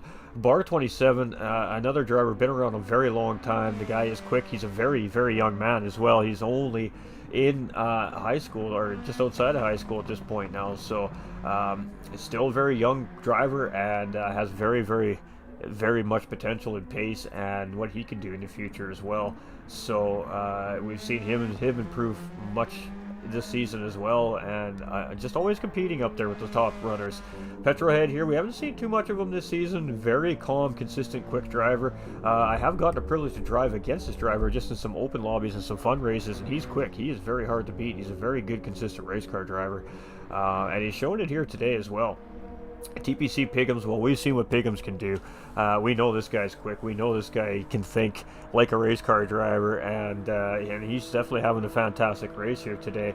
And if the strategy works out for him, he potentially has a race win under the belt here for him in the finale as well. So showing some good thought processing and dominance here today is TPC Piggums. Doug Barrow, what can we say? This guy's quick. This guy's on a pad, ladies and gentlemen, and he is just an elite pace driver. This guy is the guy who helps all these drivers find new pace. He helps them give pointers around the racetracks. This is a GTRC community teacher. This is the guy everybody reaches out to if they need some help with a race or a racetrack or a combination or a car. This is the guy that reaches out very willingly, and he helps these guys, and he trains with these guys, and he helps these guys with strategies, and it's been creating some really fantastic racing here at the GTRC. So I mean, huge shout out to Doug Barrow, currently in 4th place right now. This guy is a large reason of why we see drivers like Trone Kobe and Bar 27, and a lot of the other drivers in the field continue to find more and more pace week in and week out. Supra here, just a quick driver. This guy understands racing. He understands how a car works. He understands how a car is designed to be driven around a racetrack, and he's showing that here with this really old school version of a GT3 race car up against all this new technology on the racetrack. He's got this car in P5. So, I mean, all that shows is that this guy knows his way around a race car. And all season long, he's proven that, and he's always a tough competitor. Unseen throwing here, you know, we see bits and pieces of him, but proving to be a very good, fast race car driver as well. He's very consistent, and he's had a good patient racing today. He's got himself back up at the P6 here as well. Tron Colby, I mean, we just talked about Tron Colby at top as well. Hair Razor, one of our admins here, he's a pro as well. He's been around a while. This guy's quick. He hasn't had maybe the ideal season, what we expect to see out of Hair Razor this season, but we can also contribute that to the new amounts of new competition and level of driving that's provided by this community on the racetrack. It's not that he's lost something or slowed down. It's just that all the drivers around him are getting they're perfecting their racecrafts and finding more pace, and it's creating more competitive racing. So it's not that this gentleman is slow, because he is not slow. He is a very fast driver, and it just goes to show that competition on track is getting that much better season in and season out here with the GTRC. So Type R here in 10th place. This guy is an absolute fantastic dude. He's a fantastic race car driver. When he is locked in, he is hard to beat. He could take a pixel and make it wide enough for you not to be able to get around it on a racetrack. This guy is a defensive kid. When he needs to keep a driver behind him, this guy can do it. It is fantastic watching this guy defend. He is absolutely just a workhorse behind the race car, and he can keep a guy behind him for a very long time. He is very good at it. Very good at it. As a race car driver trying to make a move on a driver, you want to get it done quickly. And when a driver's making it difficult on you, it gets frustrated, it can cause you to make a mistake. That mistake gets you to back off, and he just continues along his way. Very good defensive race car driver is Type R. 750 here as well. And just another good, consistent race car driver. Cool, calm, consistent, chill guy. He just constantly learning, constantly soaking it in, and constantly putting it on the track, putting in that work. Car choice this season, probably his biggest downfall with that Aston Martin not being, again, one of those cars that's all that great in a straight line on these high-speed circuits. There's been a fair amount of high-speed circuits on the docket this season, so maybe car choice just not showing everything this guy has to offer on the racetrack. Happy Pappy, sitting in pit lane here, and obviously having an issue with that car, but you know, consistently finding pace. This guy works so hard. He's so chill. He's happy-go-lucky no matter what happens. He's just happy to be on the racetrack with his friends, his family, his community, and he shows it week in and week out. Having some struggles this week, though. That race car just not cooperating. And I mean, these guys put these cars through a lot for a race season. So I apologize, ladies and gentlemen. I'm just have a little bit of a runny nose here. But the guy just constantly improves, and he just enjoys being here and racing and putting the time in. And that's what we love to see in any racing community. It doesn't matter which racing community he is. And he's just that happy-go-lucky guy. He's the guy who's in a chat who's going to absolutely make you bust on the floor, rolling around, slamming your fists on the floor, laughing. He's just an absolute blast to be around. And he always brightens your day when you're in a chat with him. So a little bit about our drivers here on a personal perspective from your boy here, GT45 Gaming, as a commentator, not only as a commentator but also friends and a part of this community as well, ladies and gentlemen. Moving forward, GT45 Gaming is the official sponsor of the GTRC community here.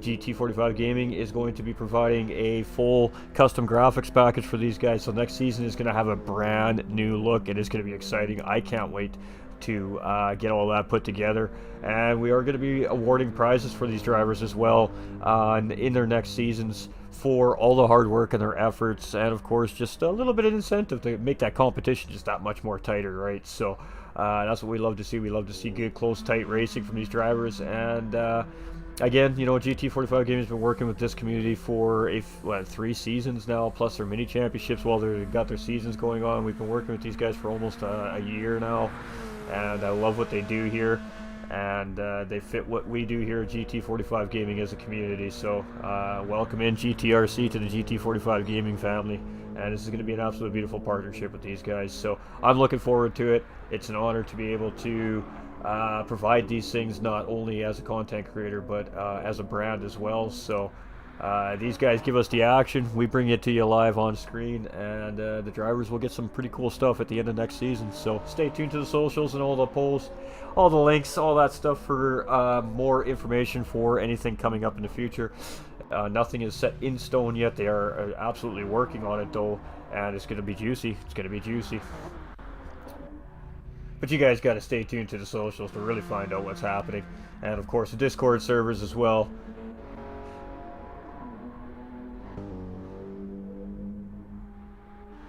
With that sponsorship comes GTRC having access into the GT45 Discord community, of course, to keep the community posted and involved with everything that's happening with the GTRC. So this is the finale, ladies and gentlemen. So in coming weeks, up until after the new year, these guys are just going to have some fun little Saturday events just to keep the guys on track.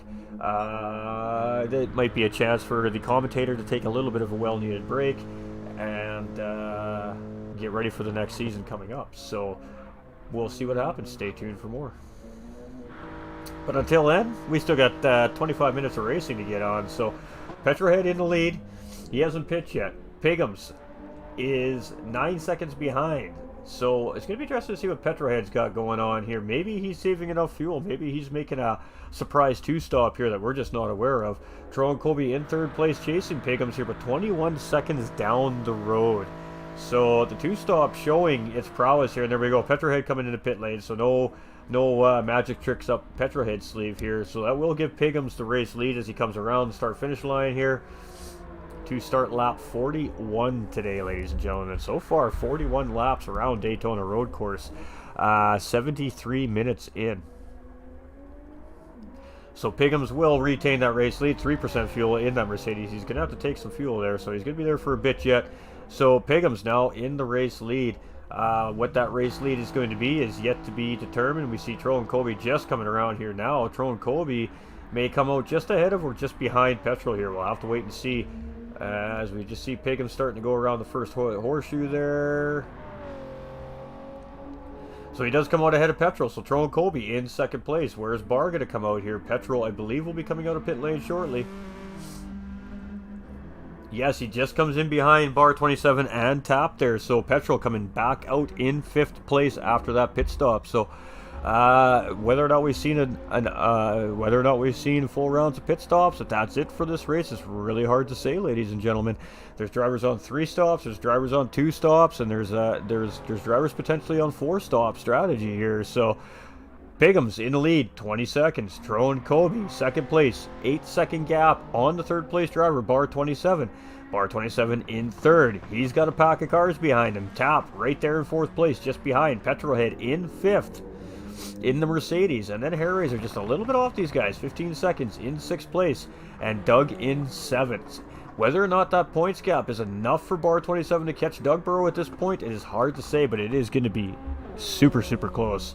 Where everything settles at the end of the season. So you know what, let's jump back over to that while we have a few minutes before this race shakes down here, and let's go take a look at the standings. So there we go. Again, Boo Fushidora locking down that season championship, not having to be here today. Doug Burrow, 136, bar 27, 127, 9-point difference. Right now, that might be enough. If bar 27 can maintain this position, not lose any positions, and Doug doesn't gain any, that could be enough for bar 27 to grab second overall from Doug. Hair Razor just ahead of Doug. He needs to be way ahead of Doug. So Hair Razor may probably sit there still in fourth place. Key not in the race today. So Pigums should most certainly leapfrog Key. So Pigums is going to finish no worse than fifth place this season after coming into the season really late. And then we're going to see Tron Colby jump up those standings as well. Potentially a top 6 finish there for Tron Colby as well. Again, due to Key Tops not being able to be in the race here today. So back to the live action, ladies and gentlemen. Tron Colby here in second, bar 27 in third. Getting a little bit wrong coming into that horseshoe there. Tap just calm and collected in that Genesis X. Petrohead here, he's got a little bit of time to make up, so we're probably going to see him push at some point Hair Raiser in 6th place, 4 seconds he's made up on Petrolhead here, so Hair Raiser's pushing. Is there a battle there for Hair Raiser yet? We'll have to wait to see. Doug trying to catch Hair Raiser, still 4 seconds back. We'll be keeping our eye on that. Supra here in 8th place, 5 seconds behind Doug and slowly gaining. Unseen Throne in 9th. Not taking our eyes off this gentleman either. There's battles to be had all over this racetrack until the end of this race yet. Oop. But Piggums, 18 seconds. Can Trone Colby shed down the time with 15 minutes remaining? 14 minutes remaining, soon to be 13. We'll have to wait and see. Trone Colby is on his own. It's just straight horsepower and straight push, and send this car with everything it's got to try and catch Piggums. So we'll have to see if he's got it. Piggums is in a good spot here. He's got a nice comfy gap. He doesn't need to force anything. He just needs to run consistent. Bar 27 in 3rd. Again, he needs to finish here in 3rd. And Bar 27 putting the fastest lap in on the racetrack with a 1:45.257. Bar 27 is now the fastest man on the track, ladies and gentlemen, and he is pushing, trying to take the time down on Trone Colby. Bar 27 needs a podium here, and he needs Doug to not finish any higher than 7th place. Tap here in 4th, starting to lose the back end of Bar 27 here a little bit, so Bar 27 definitely starting to put the loud pedal down a little bit. Is that going to be good for him? Is he going to have the fuel, however, to continue to drive like that for the remainder of the race? Petrohead sitting behind, just nice and patient in 5th place, maybe sipping a little bit of fuel, waiting for those guys to burn that extra fuel so he can make his push at the end of the race. See a little bit of damage on that rear fender of that Mercedes, as well as a little bit of that paint is scraped off. Hair Raiser in 6th and trying to bleed the time down. Slowly but surely he is knocking that time gap down on the drivers ahead. Doug Burrow in 7th, slowly but surely chipping away at Hair Raiser up ahead. And Supra is much of the same thing to Doug. Unseen Throne just kind of maintaining right now with Supra, and 750 rounding out that top 10 here. So let's get back up front. Let's see what's happening. Trone Colby shedding another second off of Piggum's lap time here. So maybe we're seeing some different tire compounds at work here as well. We know Piggums has ran 2 medium sets of tires. It would only make sense that he's going to run the last 30 minutes on another set of medium tires. Do I know for sure? No, I am just speculating. Based off of what I'm seeing on the live timing feed, we have different tire compounds from our 1st place driver to our 2nd place driver. We'll bring that information up maybe 5 minutes left of the race. Trone Colby in 2nd, trying to chase Piggums down. I just don't think there's enough time here for Trone Colby unless Piggums makes a big mistake. Bar 27 in 3rd place here, and now has some lap traffic in between him and Tap in 4th place. So a little bit of a cushion here for Bar 27. He's just got to keep it right and tight and keep that car on the racetrack nice and clean. And the runaway here with a 3rd place finish today. Tap in 4th place, and again looking very solid in that Genesis. Petrohead here in 5th, and he's trying to drip a little bit of time off a Tap up in front here. Obviously, every driver looking for the best possible finish they can get here in the race today. Hair Raiser in 6th place, losing time to Petrohead up in front now.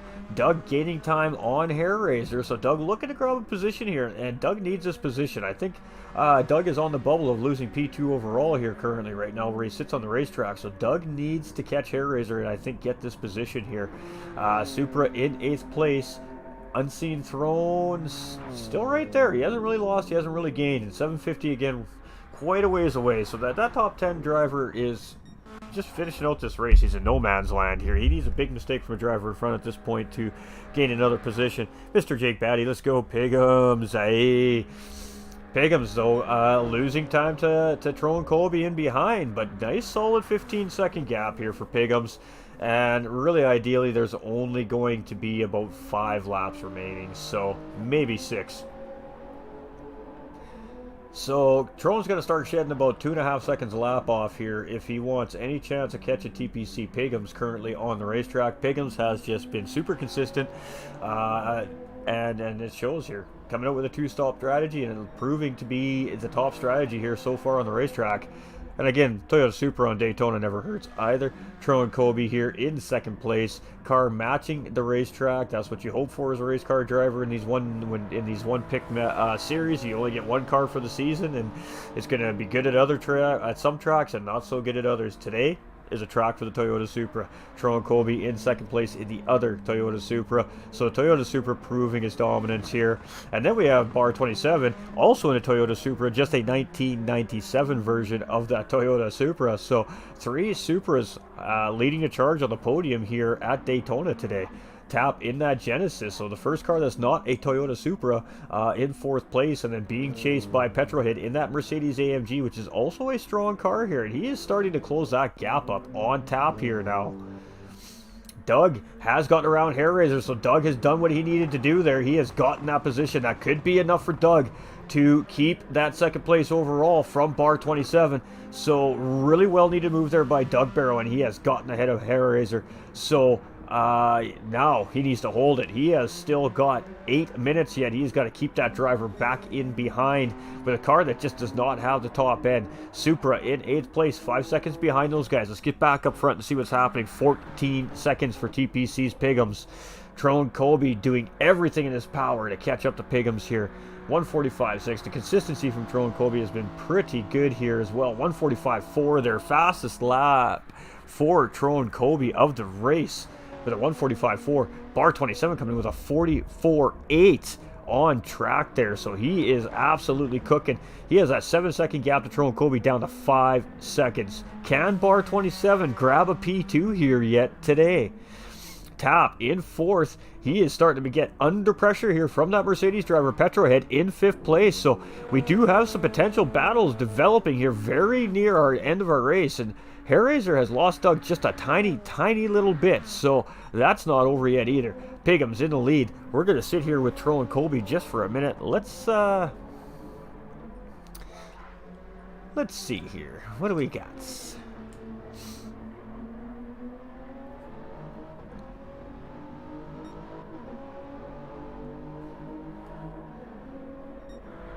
All right, so Piggums, 13.4 seconds.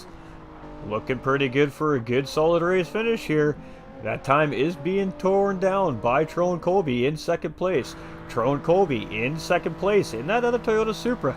Everything he can to catch TPC's Piggums up ahead here.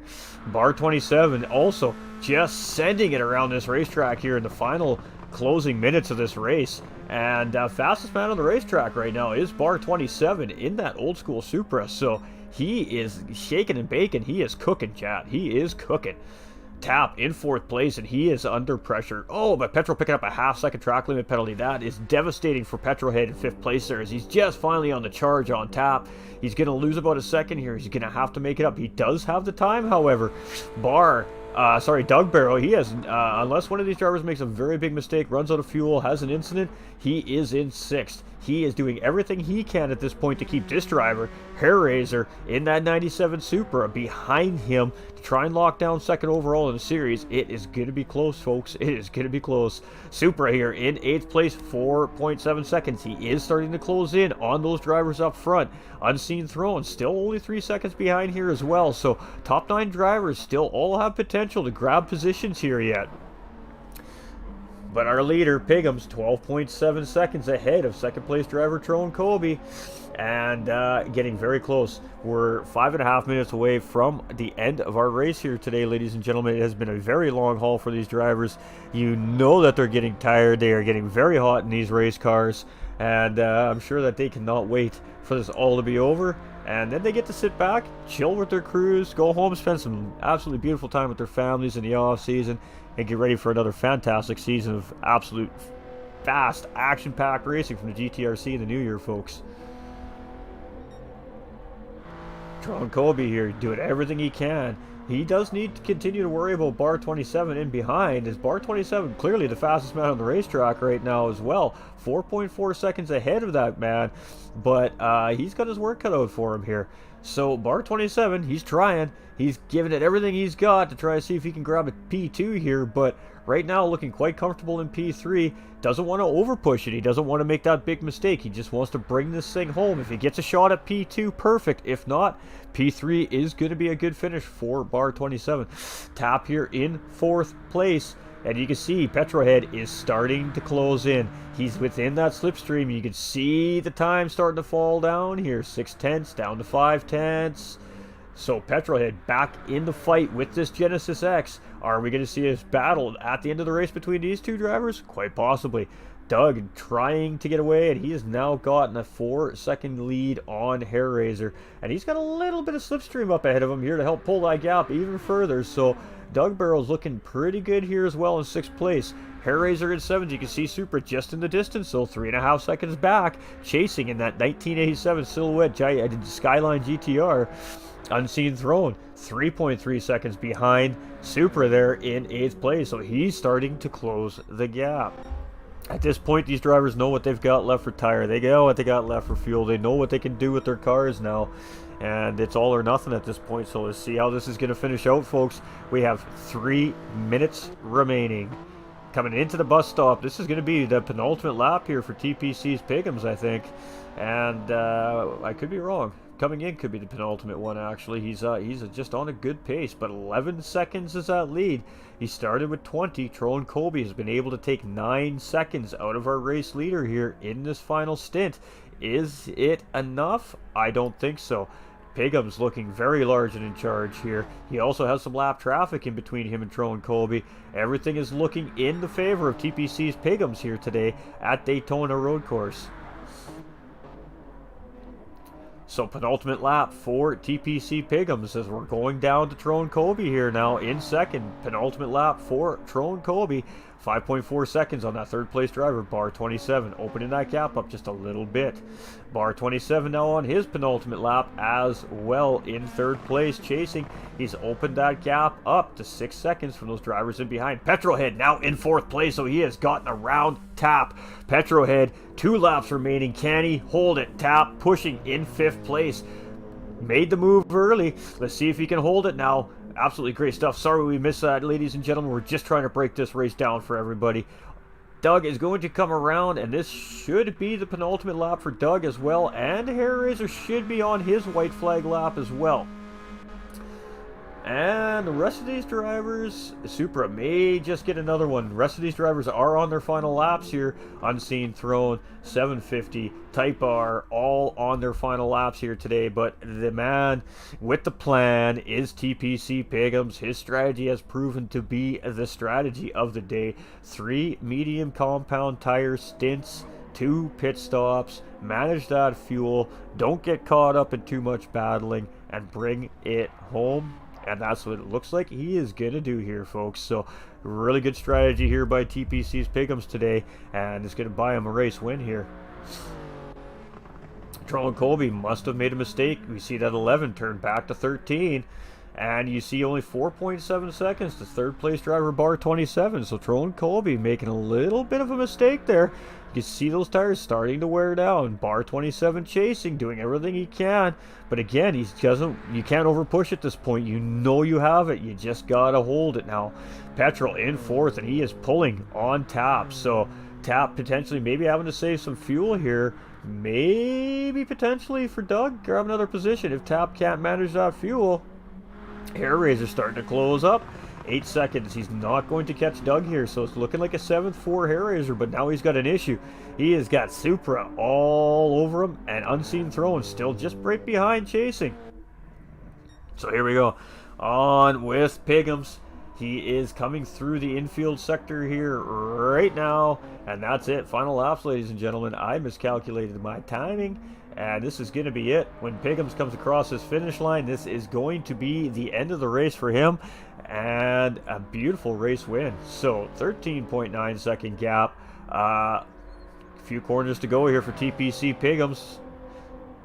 He's got a bus stop and a couple of corners. You see Unseen Throne coming through there in 8th place. So all our drivers from 8th place down now starting to cross that finish line, finishing their races here today. So great job to all those drivers. Absolutely great stuff here today by everybody. And Piggums coming through the bus stop. 2 really long sweeping corners, and he's bringing home the race win. TPC Piggums, just absolute showmanship here around Daytona Road Course today.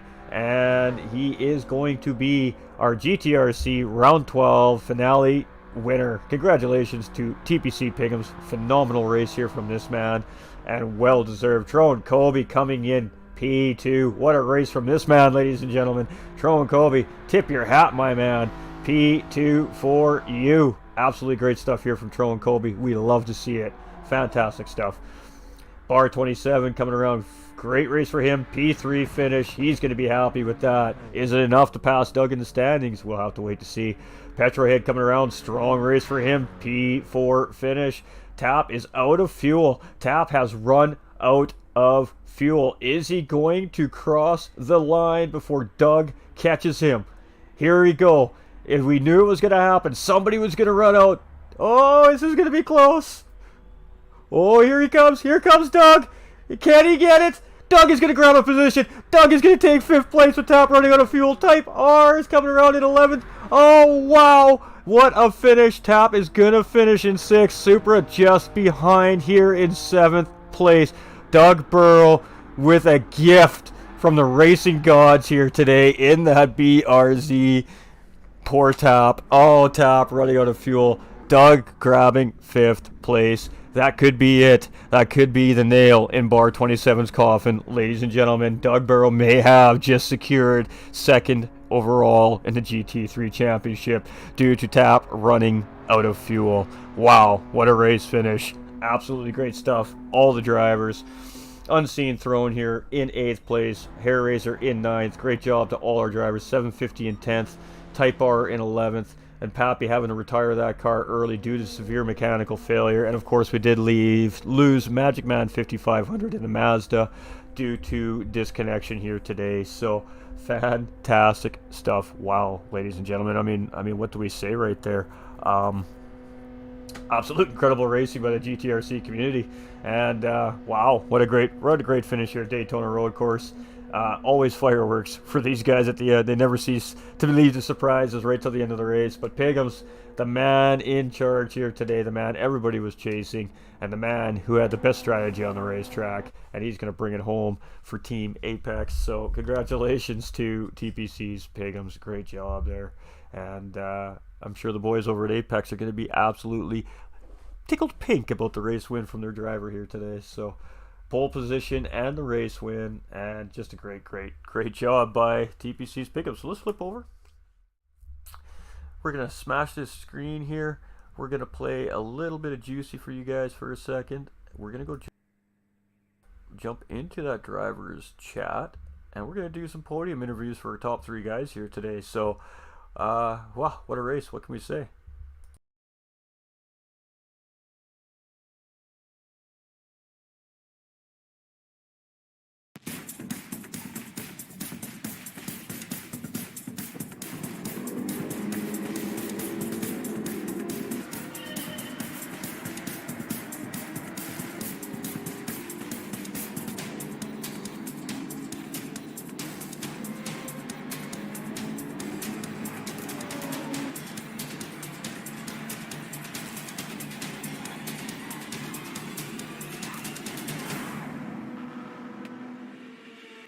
GTRC, Gran Turismo Racing Community.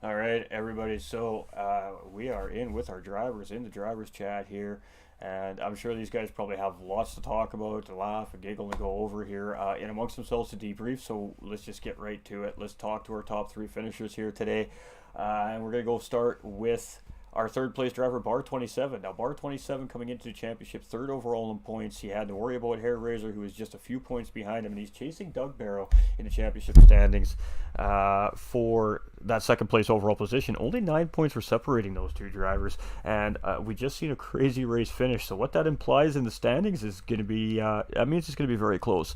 But Bar 27 coming in with an absolutely clutch third place finish here for his race today. Congratulations, man! You're looking real solid out there, and talk us through it.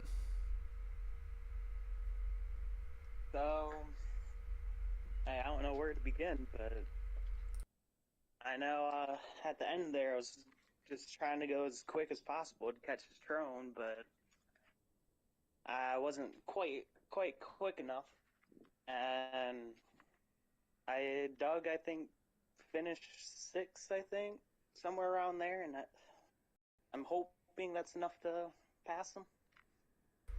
Well, Doug was definitely destined to finish sixth there in that race, but unfortunately, poor Tap ran out of fuel right on that last stretch to the start finish line, and it was actually just enough for Doug to grab fifth place overall. So it's really going to make it close. It's going to make it super close. But I mean, Yeah, what overall, was it looked my like fastest lap?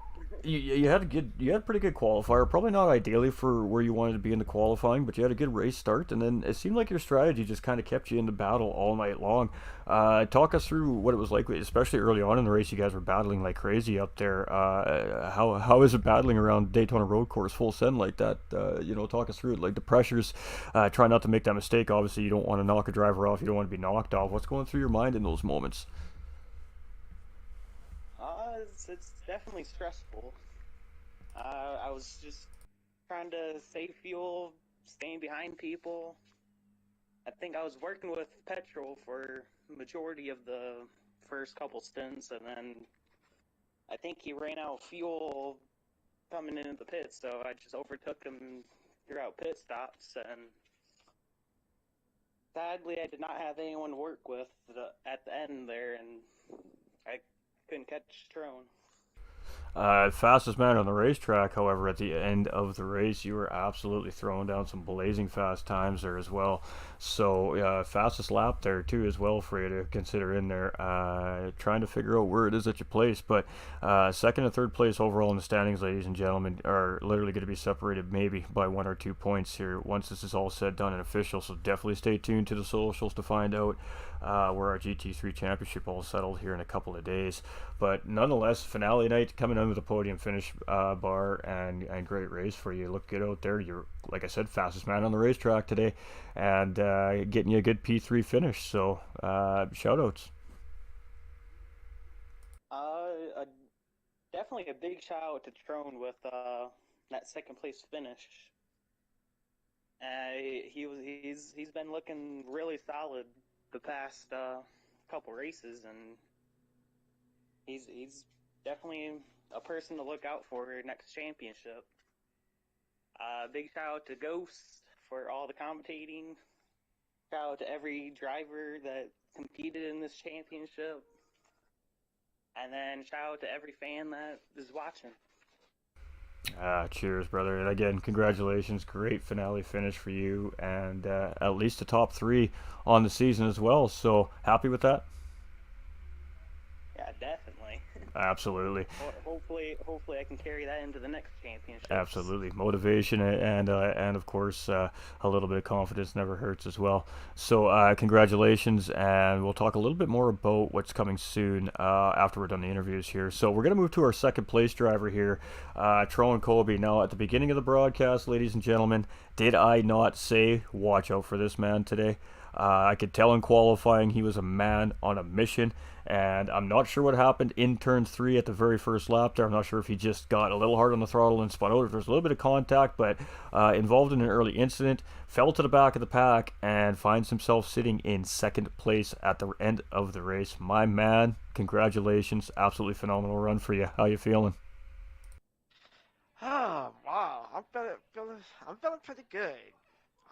My very first podium at the pro, in this series. I mean, that incident you was talking about, yeah, I was, uh, I was thought I was gonna lose it, but I managed to keep it in there. Well, I mean, it was a great job. We did see you go straight sideways there. We just, like I said, from our angle, we couldn't tell if it was just a little bit of a miscue, but you played a pretty good strategy. Did you stick to your original strategy coming into the race, or did you have to modify it after that little bit of a hiccup in early on in the race there? Oh no, I stuck to the same plan. That little incident. Luckily, Super was there to save me from spinning it all the way out.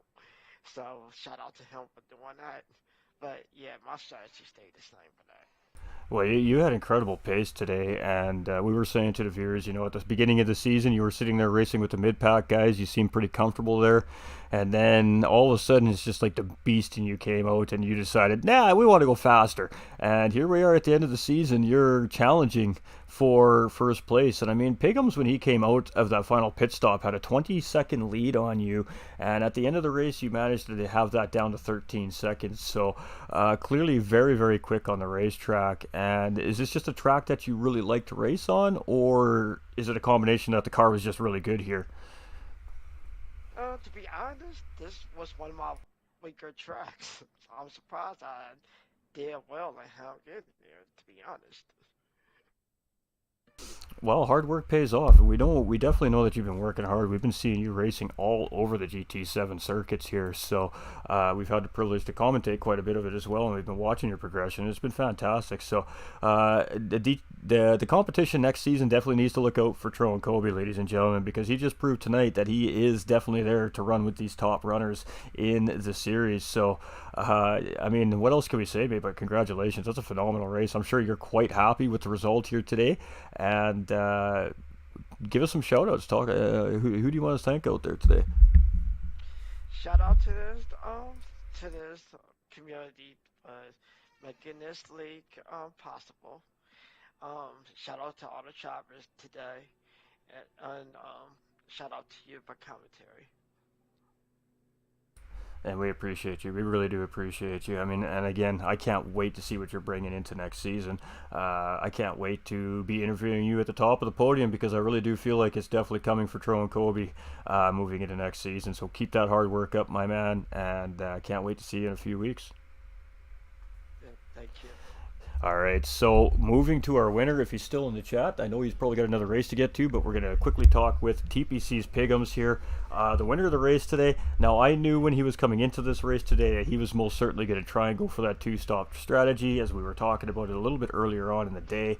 And, well, you made it work, my man. Was it tough? Oh, definitely. It just everything just happened to luck out and work out that I was able to make it work. So today was a good day, definitely. Absolutely. And I mean, the beginning of the race, the first 15, 20 minutes, the top 7, 8 drivers, you guys were just absolutely battling and battling and battling to sort yourselves out. That was absolutely some great racing action from there. What's going through your mind at that when you know you're trying to pull a really long stint out on that first stint? Like, what are you going through your mind? Like, holy, should I just let these guys kind of sort themselves out and just fall behind? Or do you just try to hang out and hold in there? No, that it's just a matter of trying to keep the momentum up, and you don't want to fight with anybody too much. And in a case like that, it's all about like total race time. So the less time you spend fighting, those things just tuck in behind and try to use their drive so you can save some more fuel. And I mean, it's just tough out there on Daytona too. I mean, obviously, slipstreaming drafting it does play a very large part in how endurance racing on Daytona can end in. And we did see a lot of that coming from the guys that were chasing you behind. We started seeing these drivers tucking in behind each other, and you could see how much of a difference that slipstream made. There was a point when you guys were chasing Tap that was in the lead, and there was 4 of you from 2nd through to 5th place. And at some point, you guys just finally started to stop battling, and just you went 4 nose to tail and just absolutely bled that time off the leader within 4 or 5 laps. So you're on that final stint. You got a 20-second cushion. You just need to keep a good consistent pace, not make any mistakes. But you see that thing drop in 1.2 seconds a lap. What goes through your mind? Just you just gotta stay calm and just stick to the plan. I hope it all works out. I seen he was closing in fast, and I just kept looking up at the clock to see how many laps were left. No, Tron was on fire out there today. If it wasn't for that little bit at the start there, he might have had that one. Absolutely, and I mean, great recovery drive by Tyrone Colby too. I mean, all the way from the back of the pack back up in the P2. So obviously, we know that the Toyota Supras and the Mercedes AMGs prove to be the dominant cars here at Daytona Road Course. So, but we also do know, with that being said, the Mercedes and the Toyota are hard on tires and fuel. So how do you manage that in these high-powered cars on such a high-speed circuit? Today it was just a little bit of everything today, lifting and coasting, a little bit of fuel map, trying to use the draft as much as you can, just easing into the brakes in the hard braking zone, trying to keep the tires alive for as long as possible, and basically this one needed all the tricks. Well, there we go. And not even a race is no joke, ladies and gentlemen, especially when you have tire and fuel wear it 3 times. Obviously, each tire compound is going to wear differently, but it's also going to affect the pace around the racetrack. So drivers having to make a tough decision here today, and Pigham's making the right strategy call there and coming out on top. So congratulations, and I'm sure we're going to see many more podiums coming from you in the future as well. Are we going to see a TPC Pigham's in the future? Definitely. I'm already looking forward to the next one. There we go. Well, congratulations, man. Very hard, well-fought battle for you today, and winning the finale is always a big one. So congratulations and enjoy it. Well, it's definitely a nice one to have. Oh, shout-outs too. Gee, my apologies. Oh, no worry. Everybody, yourself, and all the guys that put this on, all the guys that come out to race, and definitely the guys that finished on the podium, especially Tyrone. That's a great way to finish off the season. Absolutely, and congratulations, and like I said, can't wait to see what you're bringing next season. Thank you, sir. All right, so we're going to jump over to Doug Barrow, just because he is the only guy we haven't talked to that finished in the top 3 in the season. Tough race for you today, my man. Obviously, we know the car was a little bit lackluster in the top end of driving, but he's going to be at least a second-place finisher in the series here, maybe third, depending how the points break down. But how you feeling out there? A little nervous about how this is going to finish for the standings? No, I'm all right. I'm happy.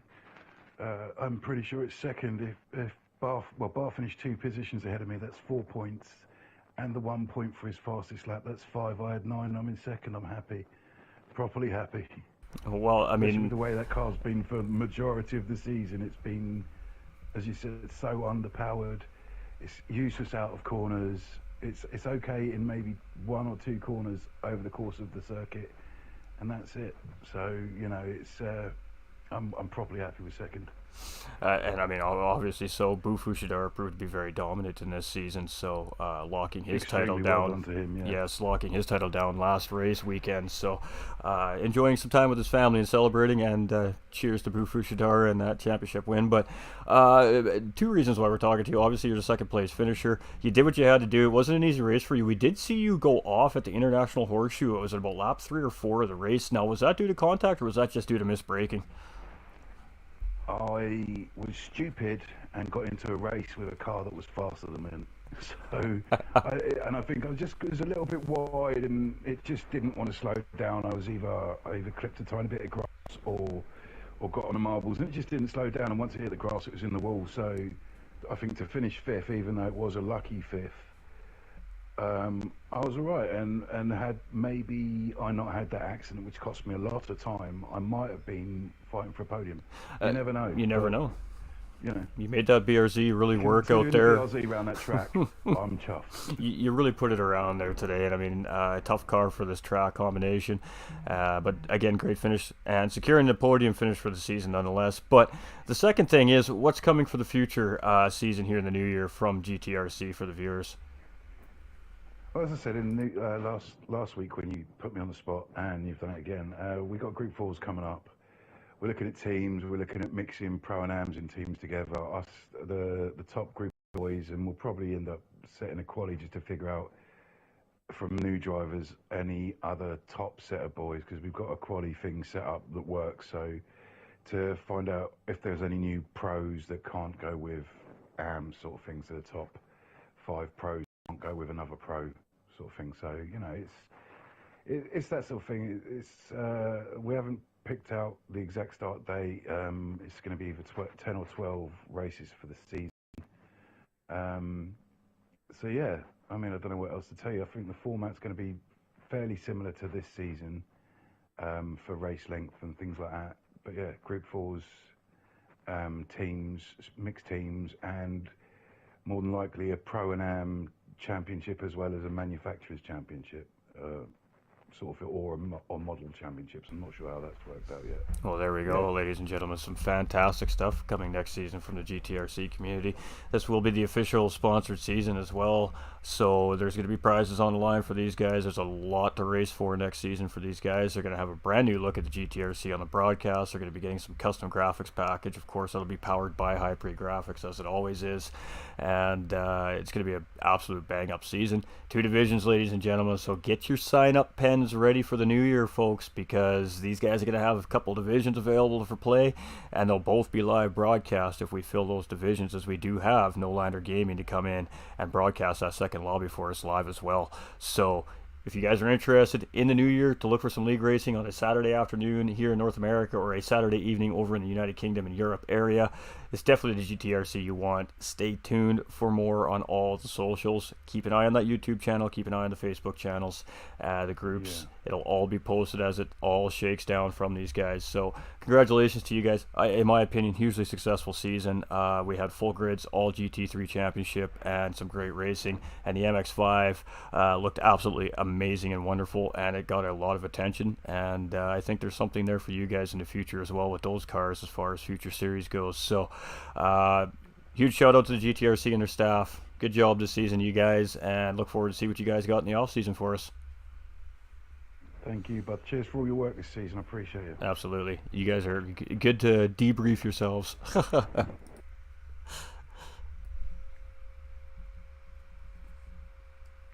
All right, ladies and gentlemen, so there we have it. Absolutely great stuff from the GTRC there.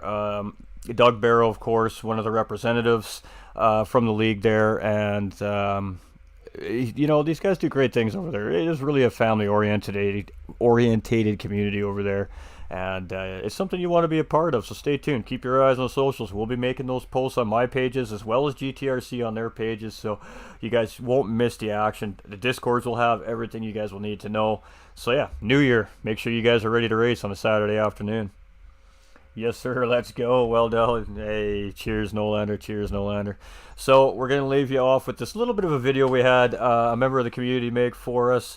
It's a great video, and we're going to send off the stream with that video, and then we're going to send it off to thank you very much for tuning in all season long. Again, to everybody who's tuned in every race, we appreciate your patronage, your return support. It's massive for us, and you guys are the motivation behind what we do here at the GTRC. So thank you so much for tuning in, everybody, and I really hope that everybody enjoyed the broadcast this season. This is your host for the evening, GT45 Gaming, and we're signing off, folks, with an absolute fun little video that we've seen a couple times here on the stream for you guys, and a little bit of music to send you off for the day. So have a great evening or afternoon, wherever it is you're viewing from, and let your weekend be absolutely full of joy. Appreciate all of you.